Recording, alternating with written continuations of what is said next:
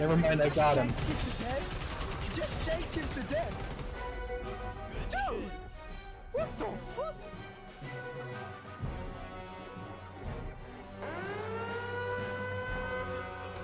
How you love that?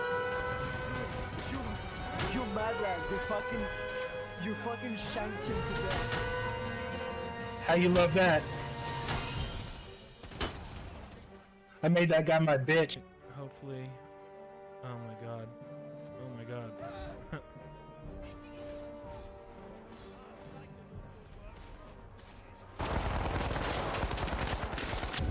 Pelican 1 preparing to depart.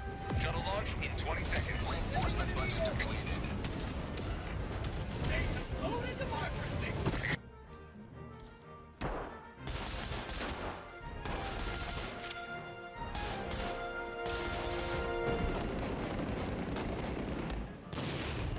Guys, watch this.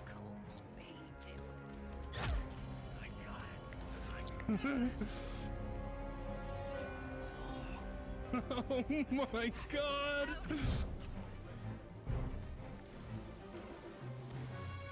Oh, they just broke through. I'm out of here. I'm going back to Rocket.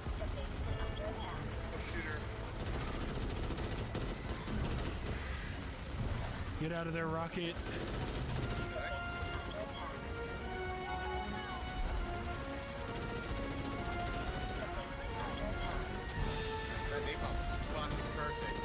Yeah, that was your boy. That was your boy.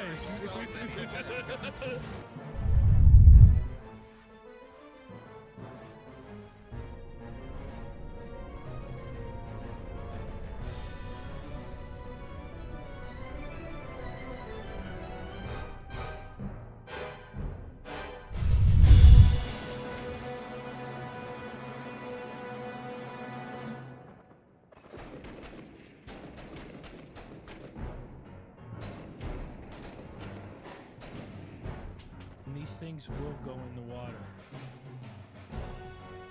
They're not afraid of it.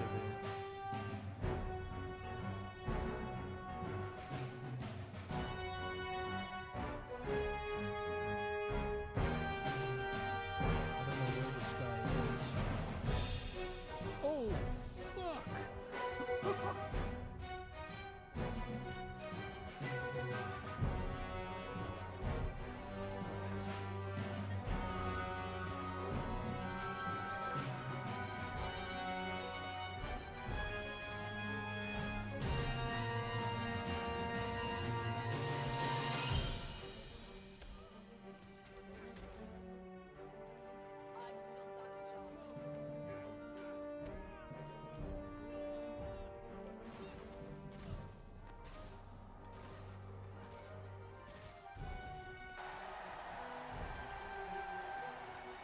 Nope. Oh shit, oh shit, Nope. shit, oh shit, oh shit, Nope. oh shit! Nope. Oh shit. I'm dead for sure. Go through the samples. What's that? I grabbed his sample.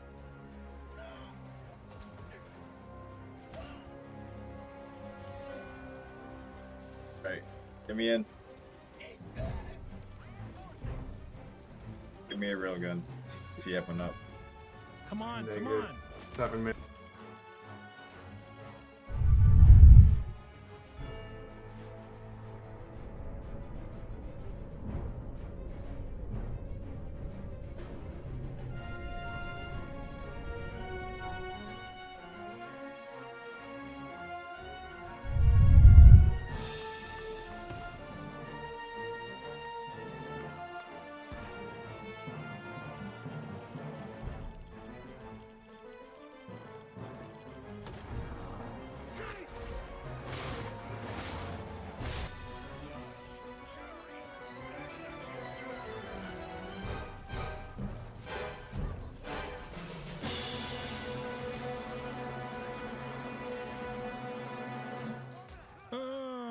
Sucker.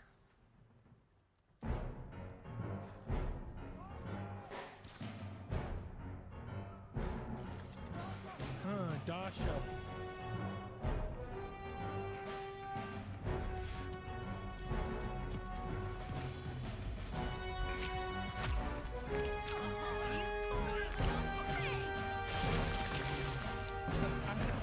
I saved you.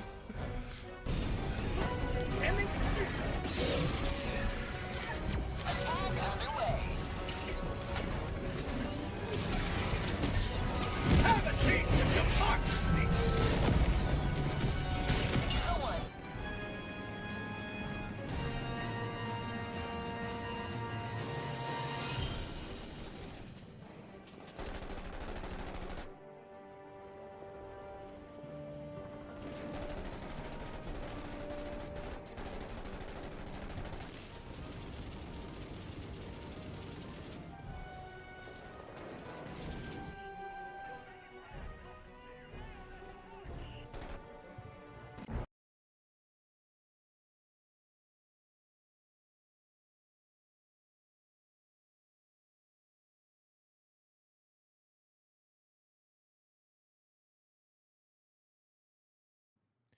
What up, y'all? Welcome into the stream. So, big news. Before I even explain what's going on, I woke up to get ready for the stream and saw that they delayed Dune Awakening until June 5th. So they gave themselves an extra 3 weeks. Let's, while we're waiting, I'll bring up the Discord message and see what their reasons are. It's not that big a deal. It's only 3 weeks, but just the same, let's see. Dear sleepers, these are exciting times. We're closing in on launch, and we've just initiated a major preview beta where hundreds of journalists and content creators are playing the early parts of the game and will be releasing their coverage on April 25th. That's not me, because I've applied to every beta they've ever had. They haven't let me in. These past few weeks, we've been steadily gearing up, releasing the character creator and benchmark mode back in February, starting pre-orders in March, and continuing to release new live streams, videos, and details to keep you informed. We want to thank everyone who has shared in our excitement. It's been a joy reading all your comments across the various community channels.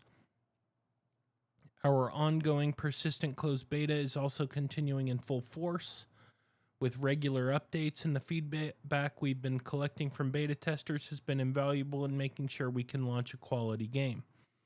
We have a very active Discord with our beta testers. We have a very active Discord going with our beta testers, where our developers can interact directly with them to ensure we collaboratively make Dune Awakening a better game. Thanks to this process, we've concluded that with a bit more time to cook, we can act on a lot more of the feedback we know is important to our beta testers. As such, we will be moving the release date of Dune Awakening to June 10th, with Head Start launching on June 5th. This is not a decision we take lightly. We know everyone is very excited to get playing, but these 3 extra weeks will give us the time needed to make improvements that will lead to a better gameplay experience from day one. We're also excited about the fact that this will allow us to do a large-scale beta weekend next month, where even more of you will get the opportunity to play the game and share your feedback. We will release more information about this soon. Dune Awakening is a beast of a game. This is multiplayer survival on a massive scale, and we're making gameplay and technical strides not seen in the genre before. We want to make sure we stick the landing. Also, don't forget to tune into today's live stream on Steam, YouTube, and Twitch, where our developers will be showing and talking more about the combat in Dune Awakening. With best regards from the entire Dune Awakening team here at Funcom. So,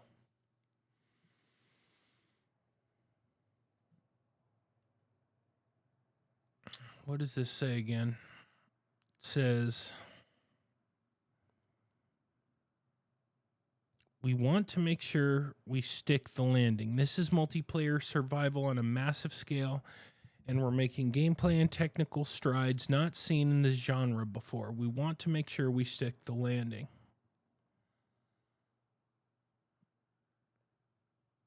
I mean, like, what can they do with 3 extra weeks? That's the question I have. Like, okay, they want to make sure they stick the landing. How is 3 extra weeks going to make sure that they stick the landing? 3 weeks. I don't know. I mean, I think they wanted to do a large-scale beta, which they talk about here.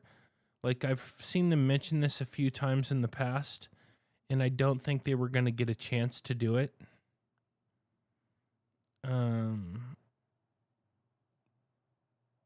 So I think by extending this out, they get a chance to... Exactly. They get a chance to let people into the servers, more people, a lot more people, and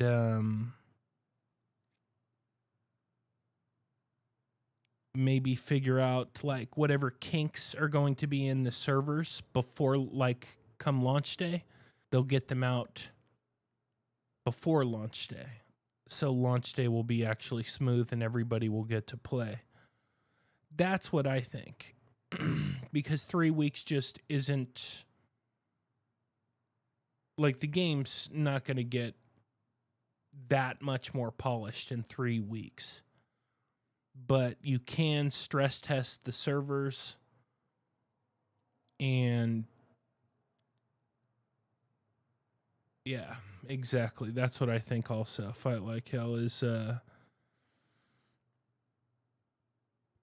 you're just stress testing the servers and basically getting a lot of people in for a large scale beta weekend. Hit the servers hard. Get whatever stats you can from that. Increase, I don't know, server capacity or whatever you need to do. And then you'll be ready for launch. And I think that's what it's all about. I don't think they're actually really going to be making changes to the game itself as much as the servers. But, you know, I experienced something not quite like this. So I experienced with Darktide, Warhammer 40k Darktide, which was a very important game for me personally.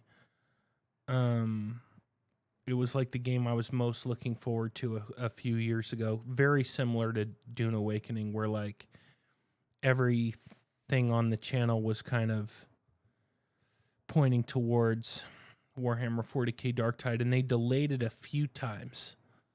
Not by 3 weeks. I think at first they delayed it by like 60 days, and they delayed it a few times. And it still came out like shit. It came out in a very messed up state. So the fact that they're saying we want to make sure we stick the landing, we're making gameplay and technical strides not seen in the genre before. It could be just wishful thinking on my part. It's possible. It is. It's difficult to be 100% objective because I am looking forward to this game so much. It's hard to do that. But, hold on, let's reload this. I don't think we're ready yet. I think we're still waiting. Yeah, we're still waiting.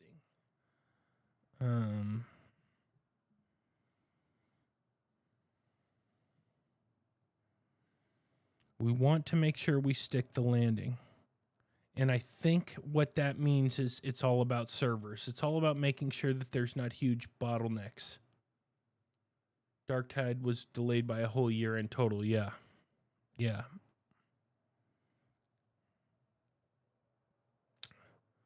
Yeah, I wasn't even going to look it up. I can't remember anymore, but I remember it being like a few major delays. So, 3 weeks, I think, is just for servers, is to have the chance to do this large-scale beta weekend, get a lot of people in, stress test, see what breaks, what doesn't, what they need, whatever they need to do to make sure that there's a smooth launch day on June 5th and an even smoother launch day on June 10th when the larger player base. I think a lot of people are going to purchase the June 5th version, the Ultimate Edition. Well, there's 2 editions that I think there's like a Deluxe and Ultimate Edition where you get a head start on June 5th, so 5 days head start. And then the base game is June 10th. And I think a lot of people are going to purchase the June 5th edition.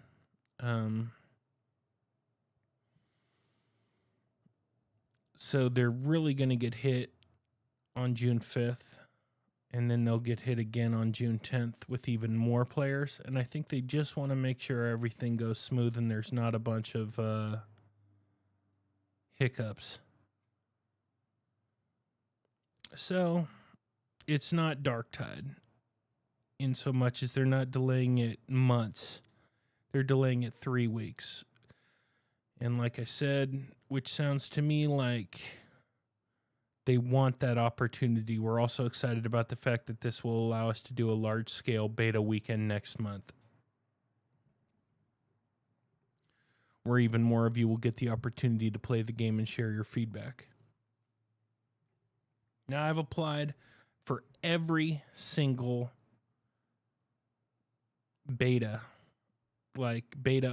invite that they've had since 2023. I've applied to literally every single one. So whatever criteria they're looking for, they haven't chosen me. I do remember that a lot of the criteria they were looking for was based on your PC specs, but I really don't know.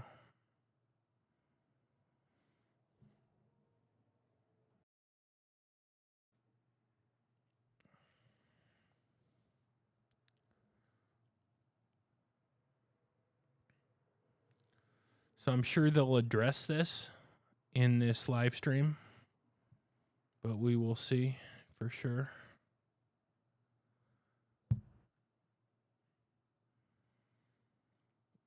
And when we got 5 minutes left, we'll go premium.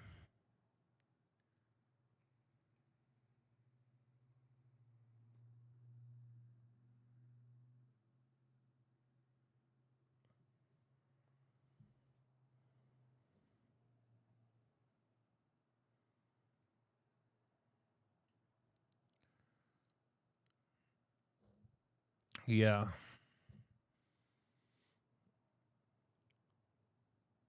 I did see that Rumble is doing a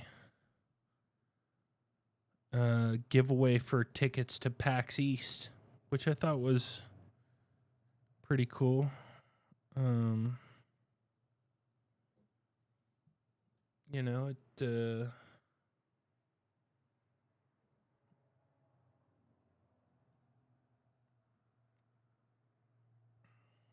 it's one of the things that I would want to talk to them about. I think I've mentioned it, that I'm trying to get some time to talk to some of the people in charge at Rumble on a live stream.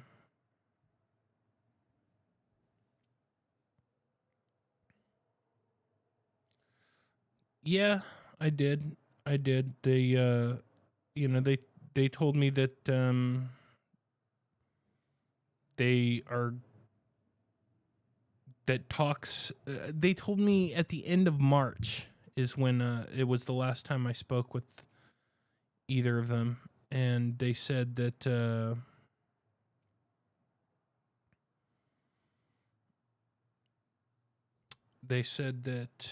sorry, I'm like really tired. They said that they were beginning discussions for a creator recap of March, and that I would be at the top of the list.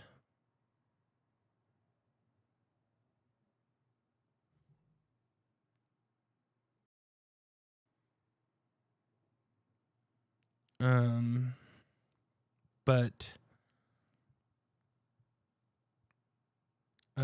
that was at the end of March, and they also said that they would be doing these conversations every month. So, you know, I mean, I can only... So I actually hit Rick and Chris up again a couple days ago. You know, I can only ask and say, hey, are we still doing this? You know, and they say yay or nay. I can't force them to help their own company, you know? I can't force them to do it. And I'm sure they're not just sitting on their hands, you know? I'm sure they're working hard, or they're doing something. I'm sure they're doing something, but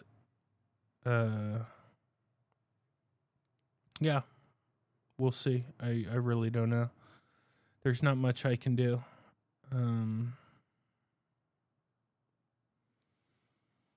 Except contact them, and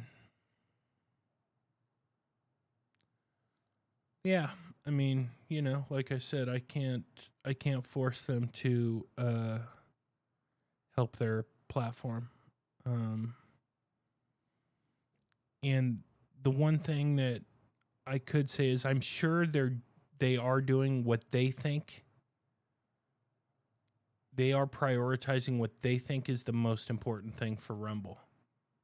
Because I do think, like, at least the people that I've seen, the forward-facing people of Rumble, the company, care. So I do believe that they're doing what they think is best. But that doesn't necessarily, you know, mean that is what's best. I don't know. And I think, like, transparency would just go such a long way. Transparency would go such a long way. Like, hey, this is why we're doing this. I know we said that, you know, Rumble Shorts, Rumble Reels we talked about it, you know, we've been talking about it since the end of 2023, and it's still not out, but this is why it's not out. And I really don't think they should release Rumble Shorts right now. You know, you can't just keep releasing new features while your current features are shit. So, you know, when every other feature, I'm not saying every feature on Rumble is not good, but when you have any any feature that isn't 100% dialed in perfect, or really damn close to perfect, then you shouldn't be launching new features.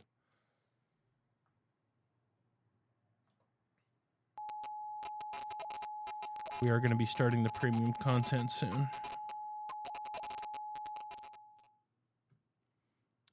So personally, I don't care that the Rumble Shorts haven't launched yet, because I don't think Rumble's in the right spot to do that.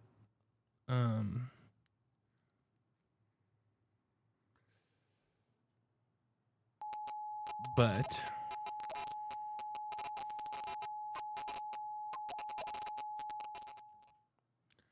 you know, hopefully I get a chance to talk to either Chris or Rick or both of them. That would be nice. Anyway, I'm going to start the premium stream. We're 4 minutes away, and I'll catch you guys in the premium side.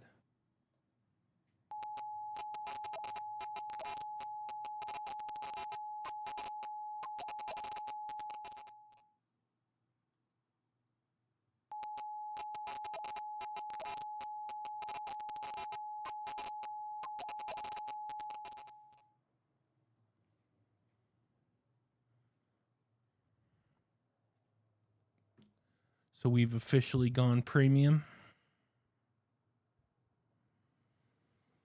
So now YouTube subs and Rumble Premium members are the only people who are still watching.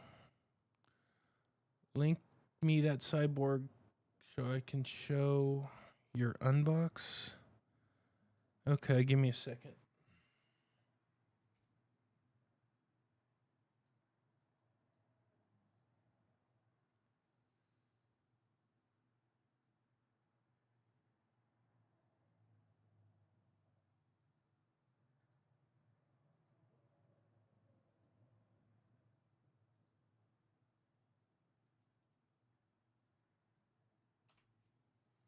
All right, I just linked it in Rumble chat.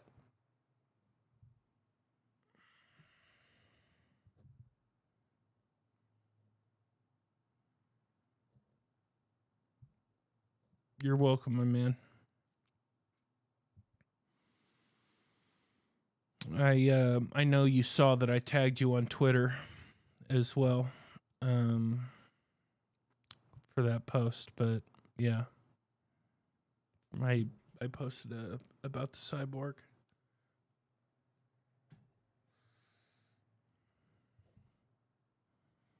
So we got 2 minutes until the Dune Awakening stream starts. For everybody just coming in, they delayed Dune Awakening by 3 weeks. So it was originally going to come out for Ultimate Edition purchasers on May 15th. Now it's coming out on June 5th for Ultimate Edition people who purchase the Ultimate Edition. And my speculation is that that's to stress test their servers, and that this is their message from Funcom. Dear sleepers, these are exciting times. We're closing in on launch, and we've just initiated a major preview beta where hundreds of journalists and content creators are playing the early parts of the game and will be releasing their coverage on April 25th.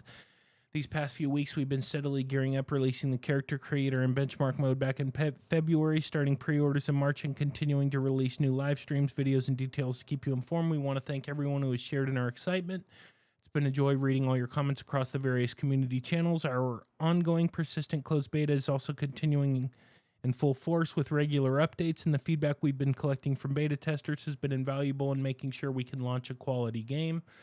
We have a very active Discord going with our beta testers where our developers can interact directly with them to ensure we collaboratively make Dune Awakening a better game. Thanks to this process, we've concluded that with a bit more time to cook, we can act on a lot more of the feedback we know is important to our beta testers. Here's the most important 2 paragraphs. As such, we will be moving the release date of Dune Awakening to June 10th, with Head Start launching on June 5th. So that's the Head Start I was talking about with the Ultimate Edition. This is not a decision we take lightly. We know everyone is very excited to get playing, but these 3 extra weeks will give us the time needed to make improvements that will lead to a better gameplay experience from day one. We're also excited about the fact that this will allow us to do a large-scale beta weekend next month where even more of you will get the opportunity to play the game and share your feedback. We will release more information about this soon. Dune Awakening is a beast of a game. This is multiplayer survival on a massive scale, and we're making gameplay and technical strides not seen in this genre before. We want to make sure we stick the landing. Also, don't forget to tune into today's live stream on Steam, YouTube, and Twitch, where our developers will be showing and talking more about the combat in Dune Awakening, with best regards from the entire Dune Awakening team here at Funcom. And here we go.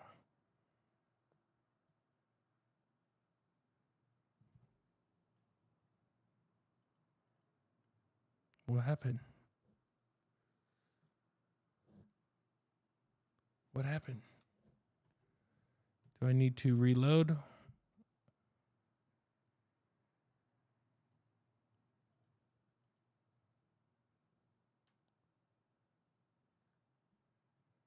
Oh, okay. So yeah, they realized that they're muted. She's muted.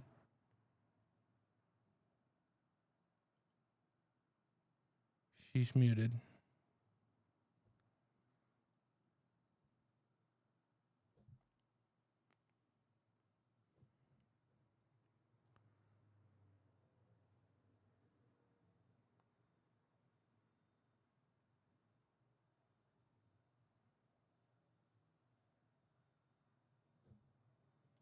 Let's see what the chat says. Without hiccups. There we go. Apologies for that, everyone. Apologies for that, everyone. Hello, Again. welcome, hi, to our second Dune Awakening live stream here out of our Oslo offices.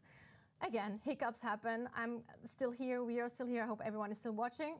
But anyway, we have a lot to go through. I hope you are well hydrated and you're sitting comfortably. Before we go over the segment and what's coming up, some information for those of you who might have missed it. We have moved the release date for Dune Awakening from the 20th of May to the 10th of June with a head start on the 5th of June. That will give us a little bit of more time to work on some improvements. So there's no concern, there's no reason for concern. We just wanted to work on a few things a little bit longer, and hopefully it makes for a better gameplay experience for everyone as well. And more importantly, it gives us the time to do non-NDA beta weekends on a large scale where you can be streaming, you will be able to talk about the game, you will make videos. Hopefully that is exciting to you. So that was one of the reasons as well. But what are we going to talk about today? So the segments. Yeah. Combat. Yep, we will combat. be talking about the vision of our combat. The after vision. Awakening. We will show you gameplay of both solo combat Nice. and group combat. Nice. We might even show some PvP. Nice. Good. I want to see that. We'll also have a segment about server structure because we know a lot of you were kind of concerned, or some of you were concerned about Head Start and how it will be working, playing with your friends, playing with guilds and groups. Okay. So we go over that as well. And then towards the end, we'll also have a Q&A, of course, where we collect questions throughout the stream and then answer those with some of our guests. Sounds But good. Before we dive into the combat section, let's watch a quick video. She is very nice. She actually, I've talked to her on Twitter a couple times. She's nice. For those who do.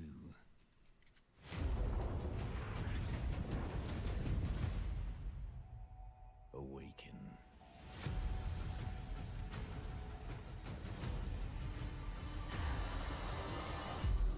The desert wants you dead, off-worlder. If the sands don't take you, the storms will swallow you whole.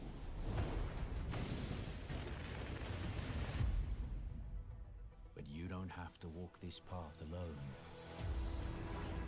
In every danger,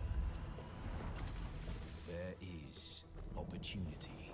No, can I go higher? Foundation of something greater. No. 1440 is as high as I can go. A power waiting to be harnessed. Desert power. Some claim to rule this planet. But Arrakis is yours to explore. To fight for. To conquer. All right.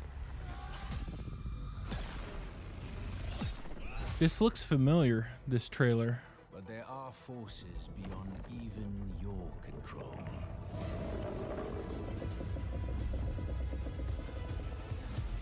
Coming to PC June 10th. June 5th. Damn.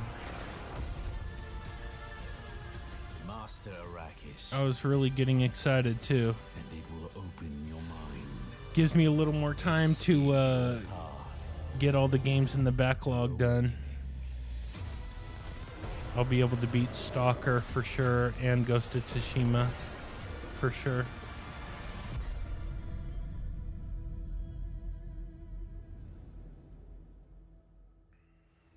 And probably even more time after that.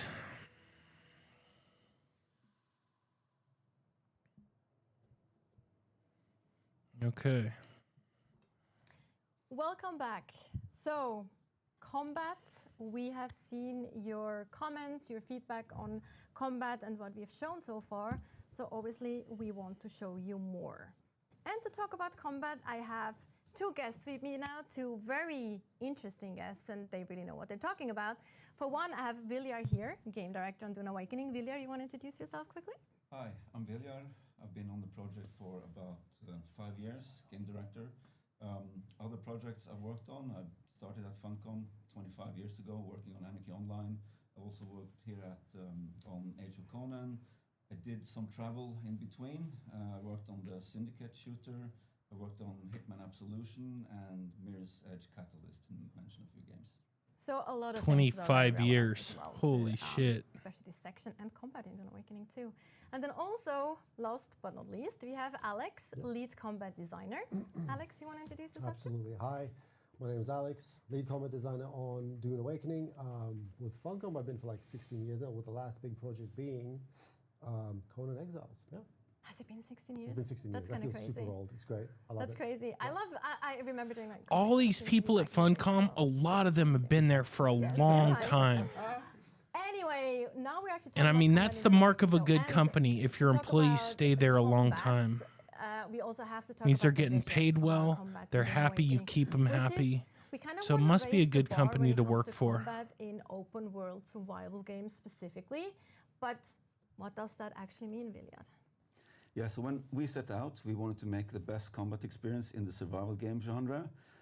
Combat in Dune Awakening is about the interplay between ranged, melee, and abilities. It is responsive and reactive. It is about positioning and movement. Quick in, quick out.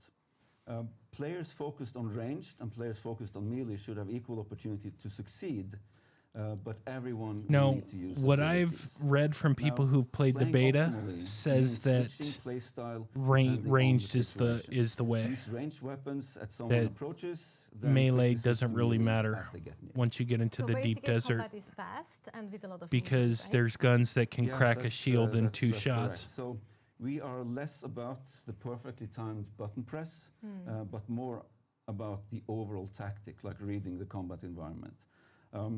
So we looked more to action games than traditional survival games when it came to building our combat. So we are not going for a Souls-like approach to combat. Good. Yeah, I think that's very, very important to mention as well, like actiony but not Souls-like. And in that context, I think it's also very important to mention that the combat So tired has of to work Souls both in a games. solo and in a group gameplay. Group gameplay. That's a difficult thing. Group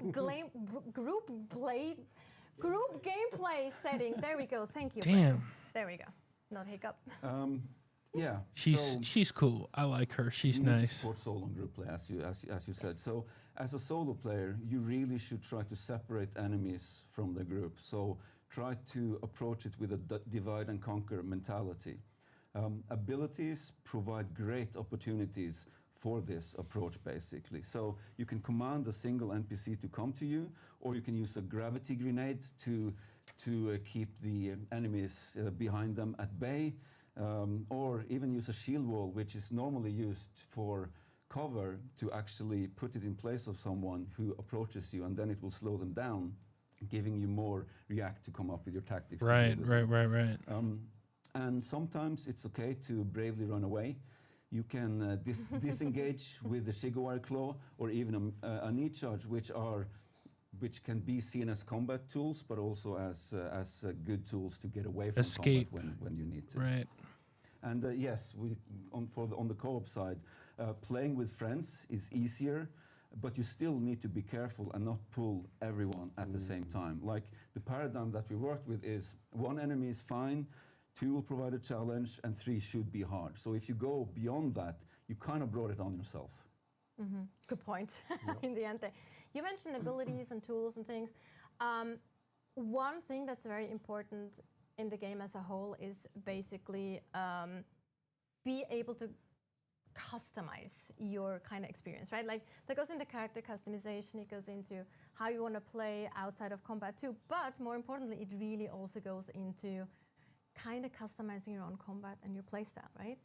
Yes, that's correct. So one of our pillars is expression and customization, and this is something that we followed throughout everything that we do in the game. So it's not just about making your character look the way that you want, but it's also developing the combat style that you want.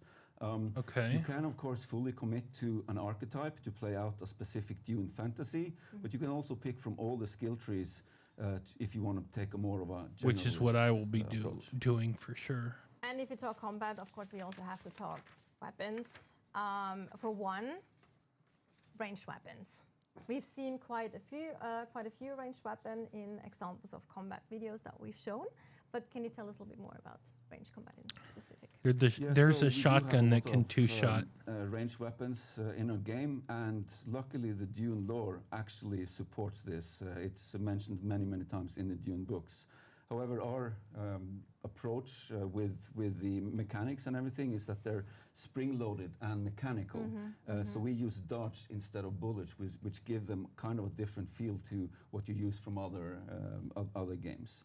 I'll mention a few examples, like we have something called the drill shot. Drill shot, yeah, that's the shotgun. And burrow through. And if you don't do a dash to counter that, it will go through the shield and damage you directly. But as I mentioned, you can do a dash, assuming you have the stamina, and then they will fall to the ground. So you have to be aware of these things and use dash and stamina elegantly. The drill shot is the two-shot shotgun. Weapons, ranged weapons that you might see are similar to other games. For instance, we have something called the Karpov, which is an assault rifle. And then we also have a disruptor, which is kind of like an SMG, right? That's specific to the gameplay as well. That's kind of important too. Yes, of course. So we have the disruptor, which is very effective at taking down a shield. So if you see someone coming towards you with a shield on, quickly switch it to your disruptor. Try to take down the shield and take them out before they get close to you. Right. And when we talk about shields, of course, they are a very important part of the Dune universe. Melee combat as well, which we know that's one of the topics that a lot of people have talked about, because we haven't really shown that or explained it that much in you haven't. or videos specifically. So let's talk about shields and melee. Yeah, so on the melee side, we have swords, we have rapiers, we have the kinjal, we have the crysknife. Swords deal damage in an area, but they are kind of slow. You do a swing, but it's kind of slow compared to the kinjal, which is very fast, but only focuses on one enemy at a time. So even there, you can play as you like. And of course, our shields, they work a little different from what you're used to in other games, I think. Our shields actually go down when you shoot, which makes you vulnerable. So you go into an encounter and start shooting, and suddenly you wonder why you take a lot of damage. Your shield went down. Now, this can be used. This also works the other way. So if you go against an enemy, if you time it right, you see them start firing, and then you dodge out of the way, and then you start damaging them. So it's about looking for windows of opportunity while dodging out of the way from damage. So you can, of course, do the melee approach, where your shield won't go down when you attack. However, you're still vulnerable to the slow blade attack. This is a special attack where if you're fighting against a shielded enemy, with a little bit of extra effort, you can actually press through their shield to deal damage through their shield. So you're never completely safe. And the last thing I'll mention on this is that you can be staggered by various attacks, in which case you should use the dash, as I mentioned already. And again, it uses stamina, so manage this carefully. So the dash is kind of a get out of jail free card sometimes, as long as you have stamina, right? Exactly. And if you talk shields and weapons, we have to mention the last guns too, of course. Right, the last guns. So the way that the last guns work in lore is that if you fire a last gun at a shield, you get an atomic explosion. And fun as that may seem in the short term, we deemed it impractical. So I like that it's like, we deemed it impractical. So it's like have like nuclear explosions all over the map we constantly. had it working, but we figured it out that it's probably not for the best, for the greater good of the game. Probably not, yeah. It would be hilarious maybe for a day or so, but then I think it was funny. Players would get kind of tired of it. Yeah, exactly. So the way we did it is that the Emperor decreed that any last gun produced or crafted on Arrakis will have a safety. So basically, if you try to fire a lasgun at someone who's shielded, the lasgun just will refuse to fire. I see. That's how we dealt with that. As a kind of a elegant solution to the whole problem. Also, if we talk Holtzman tech, which the shield is of course a Holtzman tech, we have more Holtzman tech in the game, of course. Suspensor belts. Yeah, so you have the Holtzman, the suspensor belts, and these are really good for both traversal and combat. So you can use them during combat to get out of trouble, or you can use it to descend upon your enemy. It's not an ability per se, but it's one aspect of the game which supports other abilities and how you use them. Okay. I love them. They're really fun, and there's like different types of them too. Like hover, you can control it like more up and down and vertically, or just fall damage and things like that. Yeah. You briefly also mentioned the Dune fantasy earlier on, and of course, if you talk about that, we have archetype, like we call them in the game, that are very much going into this Dune fantasy of like we have characters that people might know from the books or the movies, like Duncan Idaho, Swordmaster, for example. And for example, we also talked, Mali, we do actually have a Swordmaster archetype in the game, right? Yeah, so we have the Swordmaster. They're of course melee focused. So Yes. some of the abilities that they have are deflection, where they can actually Deflect run the towards darts. an enemy who's firing darts at them and deflect those darts and don't take damage. They have the knee charge, which is very practical when you want to knee kick someone. But again, you can also use it for traversal to get away or get into the action if you want. And then they also have something called the Eye of the Storm, which is a whirlwind that will attack everything that hit. I haven't seen that It will in damage action, everything but that I've is around seen it. the icon And I for it. wanna mention this specifically for the beta players, because we've actually reworked how this whirlwind attack works. So the next version that you'll play will be much cooler. There we go. A little bit of a nugget for the beta players. Thank you for all your feedback, by the way. It's very valuable and very much appreciated. Also, I am very much a Swordmaster at heart. I also like Retaliate, for example, which is a super cool skill, but we don't go into detail about that. You can try that out soon, hopefully yourself. But if we talk about archetype, some of you might have started watching the show or watching the show, the Bene Gesserit TV show that's now available. Dune. Don't What's it copy called? Maybe, I think I'm right. Prophecy. But we also have a Bene Gesserit archetype tree as well, right? Yes, we do have the Bene Gesserit, and they're all about voice powers and supreme muscle control. So they have abilities like the Binder Sprint, where they can run at incredible speed, run into combat or run away from combat. They have the Compel, which is where they can command someone to get to them and incapacitate them for a bit until you and actually give you time to damage them before they regain control over their limbs. And they also have the Weeding Step, which is a very cool ability where they can move superhumanly fast behind someone and then attack from the back.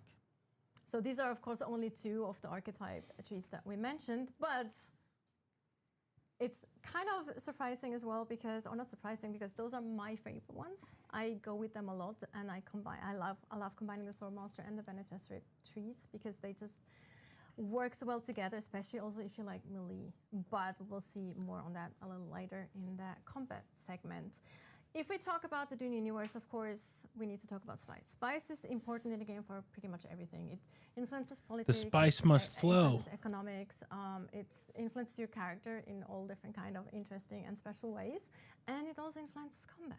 Yep. Yeah, so that's true. So we have this special ability called prescience. This is where you gain special powers through spice consumption or even inhaling spice in a spice field. If you're not wearing a spice mask for protection. So in the game, you start with two abilities, and then when you play the story, you will unlock a third ability at the same time as you unlock the spice prescience feature. So this is a very cool, very powerful mode to be in, where you will reduce the cooldowns on all of your abilities by quite a lot. You'll deal a lot more damage from your abilities, from range, from melee.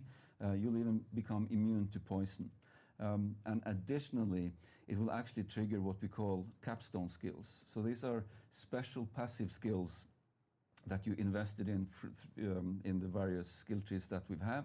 and they will only be active when you're in this special mode. So a few examples there are the shield overcharge, where you can actually see vulnerabilities in others' shield, and you can focus on those vulnerabilities and take down their shields faster. We have the Bindu dodge, where it appears as if dodge and blade attacks pass through you. Your health will regenerate at an accelerated pace as well. But what's really helpful to get an eye to understand the battlefield is it will highlight enemies.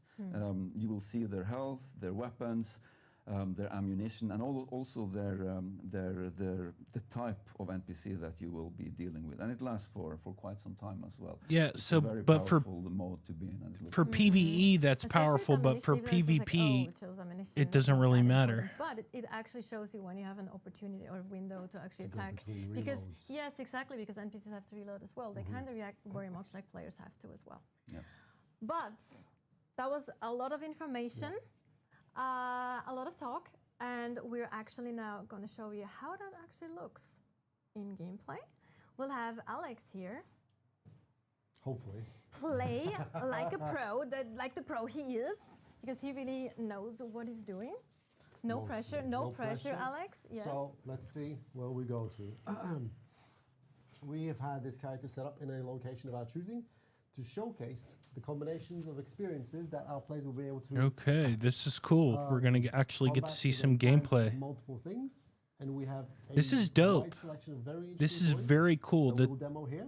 they're so that actually our viewers can see and experience. So showing this you. will be solo combat 1st, right? Just to make that clear. So you have Ooh, we're actually low on water. I forgot to solve that problem beforehand. what's Standing in what's sunlight. the See, Z? that's Is why that you should consuming always be spice? prepared if you go Right, out. Make sure absolutely. you have enough We water. will Make not sure you have cheat to fix this problem. enough We will ammo. suffer the So you have three consequences, abilities, because but we you're can not high we on will spice, right? find water in the location that we go to. As you But see it- here, we've begun to be dehydrated. But sorry, Yes. It's very much worth mentioning that you'll be having fewer dashes because you're low on Yes. hydration. Your stamina actually gets Exactly. limited. Reduced, yeah. If you can see where the pips are on the bottom left of the So screen, above the hydration icon, QXC every time you cross Z. that threshold, you're given a bonus to your stamina. Right now, because we're below both of the thresholds, we do not have that bonus. It's a missed statistical opportunity. And your health goes down as well. And the over health is time. going to be ticking down. We have a challenge. We'll overcome the challenge. I promise.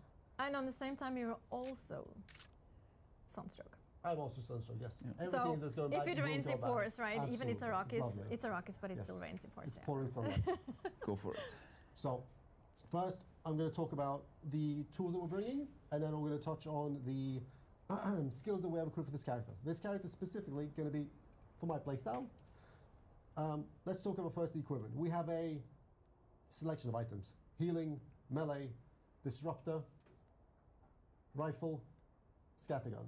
These all have their uses. I will use them interchangeably in combat. We have a armor kit. This is light armor. This is more focused around dashing and dodging and being more protective against melee attacks. We have our battery pack that fuels our two of our primary resources, which is technically they're both pulled from the same pool, the energy pool, which Holtzman shields use, and this is the Holtzman shield, and Holtzman suspense use also. Okay. We'll quickly show this before we go any further. Interesting. So I will first activate my shield. Boop, boop. Fantastic. Nice. And then, as Vilja said, the unique narrative of Dune forces projectiles to have to put down a shield for them to leave it. We must time Right. must Your time shield goes our down gameplay when you around this shoot. mechanic. Then, suspensors. The one I chose is the one I personally prefer the most. It is energy efficient. It doesn't give me vertical velocity, but it allows me to float.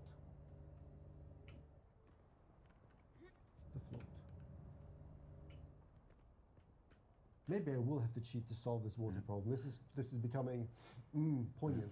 And you saw that his shield started blinking there. That's because he was low on energy while he was suspended. I'm gonna gas out and pop the bubble. Boom. There we go. Right. So here we have lost our shield. We have lost the perfect barrier because it is tied to the resource pool.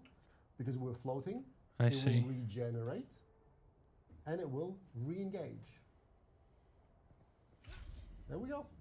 Now, in terms of skills, let's have a quick look.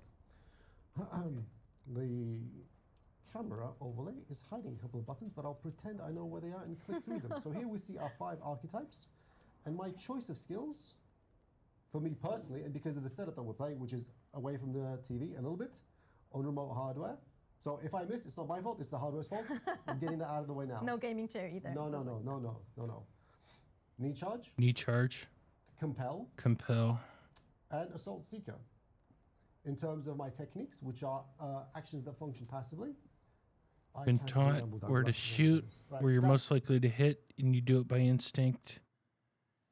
It hits the body, but reducing your damage. believe it says center of mass. Okay. And you can reduce the power drain. We have energy conservation to give me more juice so that I can fight for longer, float for longer, shield for longer. While you were any attacks will have a damage bonus. Okay. Damage while suspended 40%. And give Holy. me benefits to my damage output while I'm floating. With that said, let's do this actually. Let's do a little bit cheating so that people don't see the magic hands while we're fixing the character. The water consumption. The water consumption. The thing that our support crew don't I'm gonna realize do is that I some- need I'm to see gonna the do other some monitor water so that I can consumption fix as it as well, well. actually, just Fantastic. to- I'm gonna look this way to fix it. Magic button there. Just so we are like aligned with It's just our character completely too. fair. There's Damn, no problem that's at nice all. water. This is just magic that happens. Do you need People some water as puffy. well? Are you No, I'm okay? good. It's fine. So the character's fixed, Nice. hydrated, cheating Perfect. concluded. See, we have a blue bar. It's magic. Perfectly planned, perfectly prepared. Nothing happened. It was all planned was anyway all from planned. the get-go, so we And you can just see that even though we're cheating, the health doesn't go Exactly. up immediately. You will have Because- to regenerate health. Because we are hydrated, we are regaining our maximum lost life. Exactly. Right. So Yeah, but what look we're at how gonna do, fast the we're gonna water's give it a going second down. so that we don't completely get destroyed, even though we're shielded as we progress forward. We can also talk about the fact that you're actually wearing a helmet, but you can actually hide the helmet. Should I think show that? you can. I mean, it's not combat related, but I think a lot of Where is people that are button, if you actually guys remember? press D. You can press D, Press the B key. and there you go. So There you have a it toggle is. here, so you can actually toggle your helmet on and off, and that works Okay. with I all like armor. helmetless in this case. Much Me better. too. Like a lot of players, like just have like. I don't want to Let's get see. out of I want to this. see the beautiful face I made during the character Okay. creation. I believe. You can Unless you survive. guys- You can survive the first encounter. That's just I hope outside. so. And we have DBNO mechanics that allow me to stand Yeah. back up again. Let's experience. And you're also, Well, if not, you have and you're an also being excuse. being dehydrated by the sun again. Still, right. Let's get into the let's get into the shadows. I will. The location we're going to is an eco lab. It's to the forward left. We're gonna rotate counterclockwise and hit the entrance. I've been in this eco lab a couple times, so I have a relatively good memory of where the NPCs are. But if I make a mistake, Oh, it's not my shit. fault. It's the hardware's fault. We shall begin. Taking a bold approach here. This is not. I hit every bullet. It's absolutely not me. We'll reheal, and because we're shielded, we continue to advance. Let's get into it. Let's pressure this. Let's pick up the tempo. Yeah, We dude. Go here, rotate left, compel core, Oh, so he is compel. and dispatch him easily. We're relatively safe. Boom, here. This got him. character is by himself. His mate was dispatched. We're shielded. We're in shadow, and we're inside. This is the entrance of our Ecolab location. And these I are use PvE compel as one of my areas. skills. Yeah, I saw At the that. very beginning of the game, we do not have access, like Vilja said, to all 3 skills. You must experience a certain narrative event before they come online. Yeah. At that You which point- probably have gotten it at this point in the game yes. because it's like 10 hours in or something. Do you Okay, remember so which you- tier we're in right now? Steel. Steel tier. Well, this one is steel tier, but it's placed in Iron tier area. Right, it's the challenging Ecolab. Yeah. So one of my you favorites do because it is quite- get 3 abilities long, without it has having to consume Very spice. interesting, That's good disposition to of know. rules, and it But at works first you only really, have really 2. well, Okay. especially for the tier that it's in. So we're gonna make our way down the hall.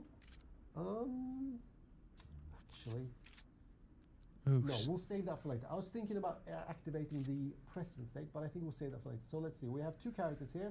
They don't know we're here. We will. shoot that mother. No, we won't do that. We'll just open up with a scattergun. Oh no. Okay, that was my mistake. You shield could back though, on. like if you crouch, you actually miss most This of is the one of the things that is not often evident because if you crouch your character, you do not generate audio movement events. What that means is that if you can predict which way NPCs will move, you can get much closer to them to do what I essentially did here, which is get the scattergun in a much, much closer position. Yeah, and the scattergun obviously is better at close range because it scatters a lot of pellets, a lot of darts. We will Yes, we push know through. this. Let's have a look. Boom. Yeah, because the scattergun is basically like your shotgun approach in other Yeah. games. The other interesting element here is that, as Vilja said prior, we don't only. Ooh, I missed. Oh, that was a that's nice- interesting. nice dodge from Let's not. I'm shielded. He's not going to do anything. It's okay. We'll find him. Overpowered. One of the things that Vilja mentioned before is that because of the setting, because of the Holzman technology, and because of how we need to value, there has to be value to attacking something, but not really taking its hit points away, which is where staggers and the stagger mechanics really come in. For example, with a scattergun is one of the best tools you have to force a stagger at short Appreciate range, the not follow, melee range, but cowboy. short range, to a target that you manage to land all your darts on. So we're going to continue advancing, explore this space.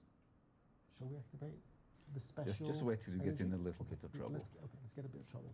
So, kind of along the corridor, I will zoom in Right, with my let's see. magical Mark 1 eyeball to try to spot the baddies as we advance ever so slowly. Dude, they're right there. You don't see them? There we go. Right, let's pull back. Yes, Main we charge in there. will Yep. proceed to compel, tactically withdraw. He didn't. Heroically running away. Oof. Okay, I need to. This is the other element. We need to disposition them. Ooh. Oh, he didn't get through. Oh, there's dodging. Please push through. Nice. Got him. I need to. I have my abilities. So we see it's very much about positioning and tactical One, combat. 2, Yeah. 3. He staggered. Push through. Push through. Push through. Got him. Nice. And as you saw, the NPC was actually doing a knee charge against you because they have Yeah. the same abilities as we do. I saw that.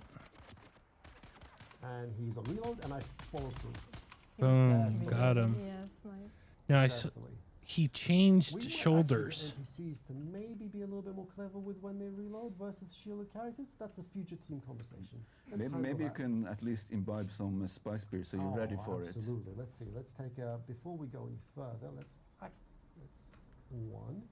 Now push our bar upwards, and we have to wait a few ticks for it to get ready. We're not going to trigger it yet. We're going to wait for the go signal before we get spicy. Also, you can do that via food or drinks, but also sometimes it kind of goes up organically. I mean, if you go to a spice field, you will inhale spice Yes. directly. And you can also see the particles in the air. You actually see it. That's very interesting. Super. Inhale. Okay, so use the voice right there. We'll keep eyes out for the other characters here. Okay. Oh, finish him. Oh no! Oh, he's gonna come. Oh, I Oh. didn't press- keyboard fault, not my fault. Come on, bro. I Take this actually guy tried to out. Dodge, or technically dash. Push through the shield. Nice. So you saw the shotgun there staggering the enemy and then Yeah. throwing through with a blade. My objective there was to read the telegraph on the knee charge and move tactically to the side. I had failed. I pressed the wrong button, but it's okay. Success was still had. Right, and here, because we're in an eco lab, it is actually not the easiest place. Should we activate our power here? Sure. Let's Go do for it. it. So, we're entering the prescient state. As Vilja said prior, we have increased output of damage, we have Okay. increased cooldowns on our abilities, and more importantly, we have information. And information is ammunition that we can use to succeed. Yeah, you have to actually see the enemies first, but once you do, you are conscious of where they are. So, I will actually try to utilize the playstyle of this character build to its optimum. I will float and fight. In the fight, could please hit. Please hit. No, okay. No, like, not that way. You did see the buff activate Yeah, though yeah. on the right side from He your went to heal. passives I need to engage while his you were friend. floating. Dash sideways. 1, 2, 3, dash away. Fence. Parry. Follow through. Got him. Nice. And since you're you're on the same tier as them basically, it's just one slow blade. If you go against higher tiered enemies, you will have to use more of those. So that's obviously more challenging. Normally, the first time players experience a location that they're under geared for, they need to be much. Ooh, okay, let's proceed to melee. Yeah. Guy took a lot of bullets. Okay. And what we saw there was that you were blocking. You weren't parrying. You were Yeah. holding block actually. You Yeah. don't feel comfortable in the situation to try to risk it. How did he die? I guess he exploded. Let's Didn't well push with any forward. Let's see what we Fuck. encounter. Let's actually reload our equipment. Reload. There we go. This next button. No, that's the same button. Reload this button. There we go. And this last one is already ready to go. You also see now, of course, that the spy's prescient bar goes It's slowly going down. Yeah. And as you saw there, Alex was preparing before the next encounter. You really should prepare before you go into every encounter. Especially if you play solo, right? Yeah. You have to Yeah. be way more careful right now if you play solo like this. Usually it's okay. It's just a question of how many resources players are willing to sacrifice for their speed and or efficiency. Let's actually throw a seeker. Bang. But we also see here what you mentioned earlier when we talked about solo and group play. Like Alex is really trying to be able to pick his fights, right? Yeah. Like trying to separate enemies, trying to go for cover, This is a heavy use his ability rifle. Oh, to not shit. have to fight everyone Yeah. at I the same compelled time. the heavy there to force them into a long CC effect while dispatching his friend. I'm going to come back now and solve the problem. Okay? Oh no. And this is the first time we see a heavy in this. Let's Yeah. see, let's switch the disruptor, and we need to use our explosive damage to get a little bit of chip on him. Not that much chip, but let's see what happens. We're gonna go in. 1, 2, 3. Push through. Disengage. See if he decides to bubble. No. Another hit. Okay. No. And this guy's tough. Because And yeah, this guy has a minigun, and they are very good at taking down your shield as well. One of the Oh, Nice. that was very close. he was Okay. just about to do a suspensor blast, which would incapacitate Alex. One of the big things that players will experience is that even though, as we listed prior, even though an individual character is quite easy to handle, the second you mismanage space or mismanage resources, it becomes very, very tricky. I need to stop speaking of focus. It becomes very, very tricky to handle the output that everything is throwing, which is why I need to try to focus these guys down quickly. CC him, disengage, reposition. I jokingly say running away bravely, but like it's really a tactic. It's a smart tactic sometimes. You yeah. should try to get away from it, regroup, and then go back in with a plan. Because going up against a lot of enemies solo is Right, let's progress. Okay, this way. It looks interesting. Let's have a look. Right, that appears to be a rain. Ooh, okay, let's check this way. Rotating. Aha, heavy. right. Oh, So there again, we go. we'll compel him away from this problem, and then we'll press the opposite direction. And we'll try to dispatch his friends quickly. It's not me, it's the hardware. He should have switched Into melee, blocking. to the Oh, disruptor. Okay, knee charge. Knee charge successful, push through. Boom, got him. Abilities allow you to bypass. Can I? Yes, I can. No, okay. Pull away. Back. The reason I pulled away is because I noticed my stamina, which is why my abilities were not usable. I pulled away to regenerate my stamina, re-heal to be safe. I could probably have succeeded the fight. I just didn't want to choose to risk my resources because everything in Dune costs time, costs investment. Why risk when you can make things a little bit more successful? Right, and you might even have lost your shield because of the minigun. Push through. And I'll mention for the beta players that we're doing a big rework or iteration on stamina. So a lot more Got things him. will cost stamina. Stamina won't always regenerate depending on actions that you do. You won't regenerate stamina as you sprint, for instance. We have a few more fixes coming in for this as well, but it will be a much more valuable and an important aspect of combat. This version is not on the beta, right? No, this is No, not on the this beta. one Right, is so not this on is the the beta. first time beta players could be potentially seeing the changes that are upcoming. Yeah. Interesting. Lovely lore tidbit. Let's press the button. People can enjoy the text on screen while we proceed to succeed. That's actually the boss that is talking. It's the leader of this this area, Inhaler. see any contacts. We push forward and further and okay. Oh, So I see a station contact. setting. There we go.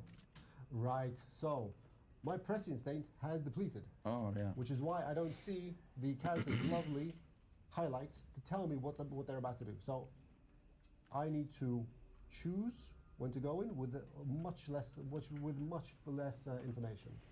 And we can see here what's happening now is that he's in withdrawal, so he can't actually consume spice. He needs to wait for that bar to go down, then he can consume spice. However, he will have to consume more spice now than he did in the first round because his tolerance is growing. And this can go up to quite a high level where you'll have to consume a lot of spice in order to go pressure. Shall we consume spice? Let's see. Oh wait, no. Ooh. I will know. I will focus on the gameplay. Right, dispatched. Okay, let's see what this character is doing. Okay, he thinks I'm there. Let's compel. One. Break away. Scattergun. See what he does. I'm not there anymore. And I can't hit him. Great. Wait, again. What's he doing? Is this the server acting up? Let's see what happens. We're gonna finish and get our success opportunity. Oh. No. Back. Leaving. Nice. And let us rearm and re-equip. We'll press this button to rearm this gun. We'll press this button that's already reloaded. Scattergun is reloaded. Disruptor ready. Let's rock and roll. Right. I kind of know this layout. We're gonna go down the stairs. And further and further. Let's see again. Shall we? Let's use that. And use more. And So they need to definitely fix those that NPC bullshit. It's expensive, but we are on Arrakis. Therefore, unlike most characters in the universe, we have easy access to it. And to be fair, we're cheating right now a little bit when it comes to spawning items, spawning the beer. It's fine. Mostly. It's observed. No, but you will be able to craft spice beer, spice coffee yourself, and you'll also sometimes find it in loot. Okay. Oh shit, Then dodge, it's dodge. like getting close to spice filled with also. Happens if I don't dispatch them quickly. See, I can shoot. I can float and shoot as well. No, I have to reload. That's a mistake, Alex. There we go. My shield almost popped. This is from 2 attackers.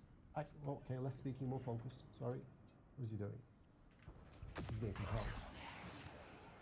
Dual approach. Okay, he compelled him.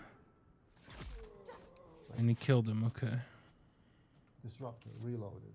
Rifle, scattergun, reload. Hello. Pressing forward and further. Are we alone? We're alone. We continue.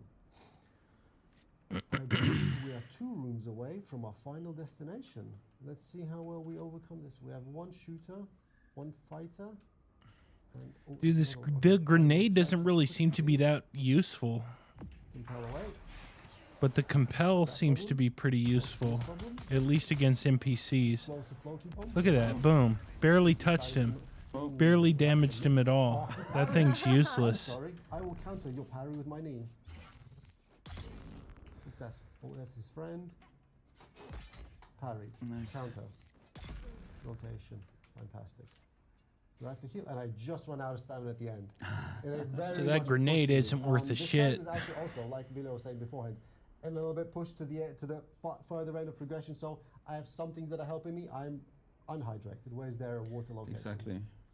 Can I find some water here? To the right there. No, I thought it was. Let me do a quick rotation around this room to see if there's a water container somewhere in here that I can exploit. Else, I'll have to go another way. Well, we won't have to. We'll just. Yeah, let's. No, sorry. One more. Let's just check this room here up ahead. Maybe. Oof. There we go. We shall drink. Water. Get more stamina. Is there a second? Okay. Nope. No? No? Okay. 1 is enough. Even without the bonus, it's good not to go too far close to the red. All right, let's continue our experience. This gives me anxiety to just walk past loot boxes. That is like so. Sorry, developers. Gotta open all the boxes. Developers. Yep. Good. Continue through. Grab the loot, brother. Nice. Okay. Right, and I believe we ought to be somewhere near one of the Yes. primary events. So this is where we come to the blood door. You can pass through, but you cannot exit until you've taken care of all the enemies Okay. inside. The terminology of a blood door is started off as an internal keyword for us. These are technically Holtzman shields that have been specifically configured for very, very specific purposes to make a gameplay experience better for the player. We shall proceed through. Now, And if you look back at the door, you can see that you can't actually exit now. however, your friends can follow through. Yeah. And sometimes not friends also follow. This is true. And this is where some of the deep desert ecology become very, very interesting. Yeah. All right, so in this location we have a big gameplay space, 3 paths, left, middle, and right, and there is also an underside. I happen to know this because I've reviewed this Ecolab a couple of times, and I will pretend like I don't, but I do. We will engage with this piece of content doing a clockwise rotation, going left and around. Let's see how well we do. Left We'll and try not to around. aggro too much because, as we saw previously, if I Damn, make a there's mistake, 7 I am people punished. so We far. will try to minimize mistakes, and again, crouching. to not 7, risk being 8, tied. 9. Absolutely have to. Oh shit. That's a heavy. This is a bad location. Yeah, I she should not have gone she this way. she just I got need to use fucked this up. box to keep cover from the heavy. Let's see how long my shield can hold before I... Oh. Nice, okay. Wow. Please shield, shield, shield. What is he doing? Shield, shield, compel. Run through. We will not fight him because we don't have the resources to. We will engage. No, I missed. Oh, yeah. No, stop, please stop. Okay, stab. Finish, crouch. Get below line of fire. That guy doesn't see us yet. Okay, we have resources. We're gonna go in. Damn, this guy kind of sucks. This was a marksman that I happen to know is here. It's quite dangerous if he is not dispatched quickly. They proceed to stack up a lot of poison damage on our players. We will not fight the heavy because that is a dangerous proposition. Instead, continue to rotate around the location to dispatch his friend. Actually, Nah, they should kill that heavy now. He should kill that heavy now. He's all by himself. let's get rid of this guy before we get into too much trouble. Compel, advance. So this guy is a fool. Damn. Stab the body. Stab. No, get away. In charge. No, I don't Nice. have any stamina. No. What exactly Okay. goes into this? Throw a grenade, brother. I'm too eager right now. Power yes. tools. Did that push and- through? No, it didn't. And then hit him with the knee charge. Back in, and Jeez. right. Follow. Stagger, push through. Got him. There we go. Even a I'm- combat designer can play perfectly every single time. That's It's the totally fine. hardware. Please Yes, don't blame me. it's the hardware and the okay. gaming chair. I am actually disappointed that my pressing state is depleted yet again. It is not very efficient to not know how many hit points the opposition has. Well- However, we will make do. Normally people won't explain so much as they have the pressure state basically because you lost quite a bit of it Yes. there. It does last for quite some time.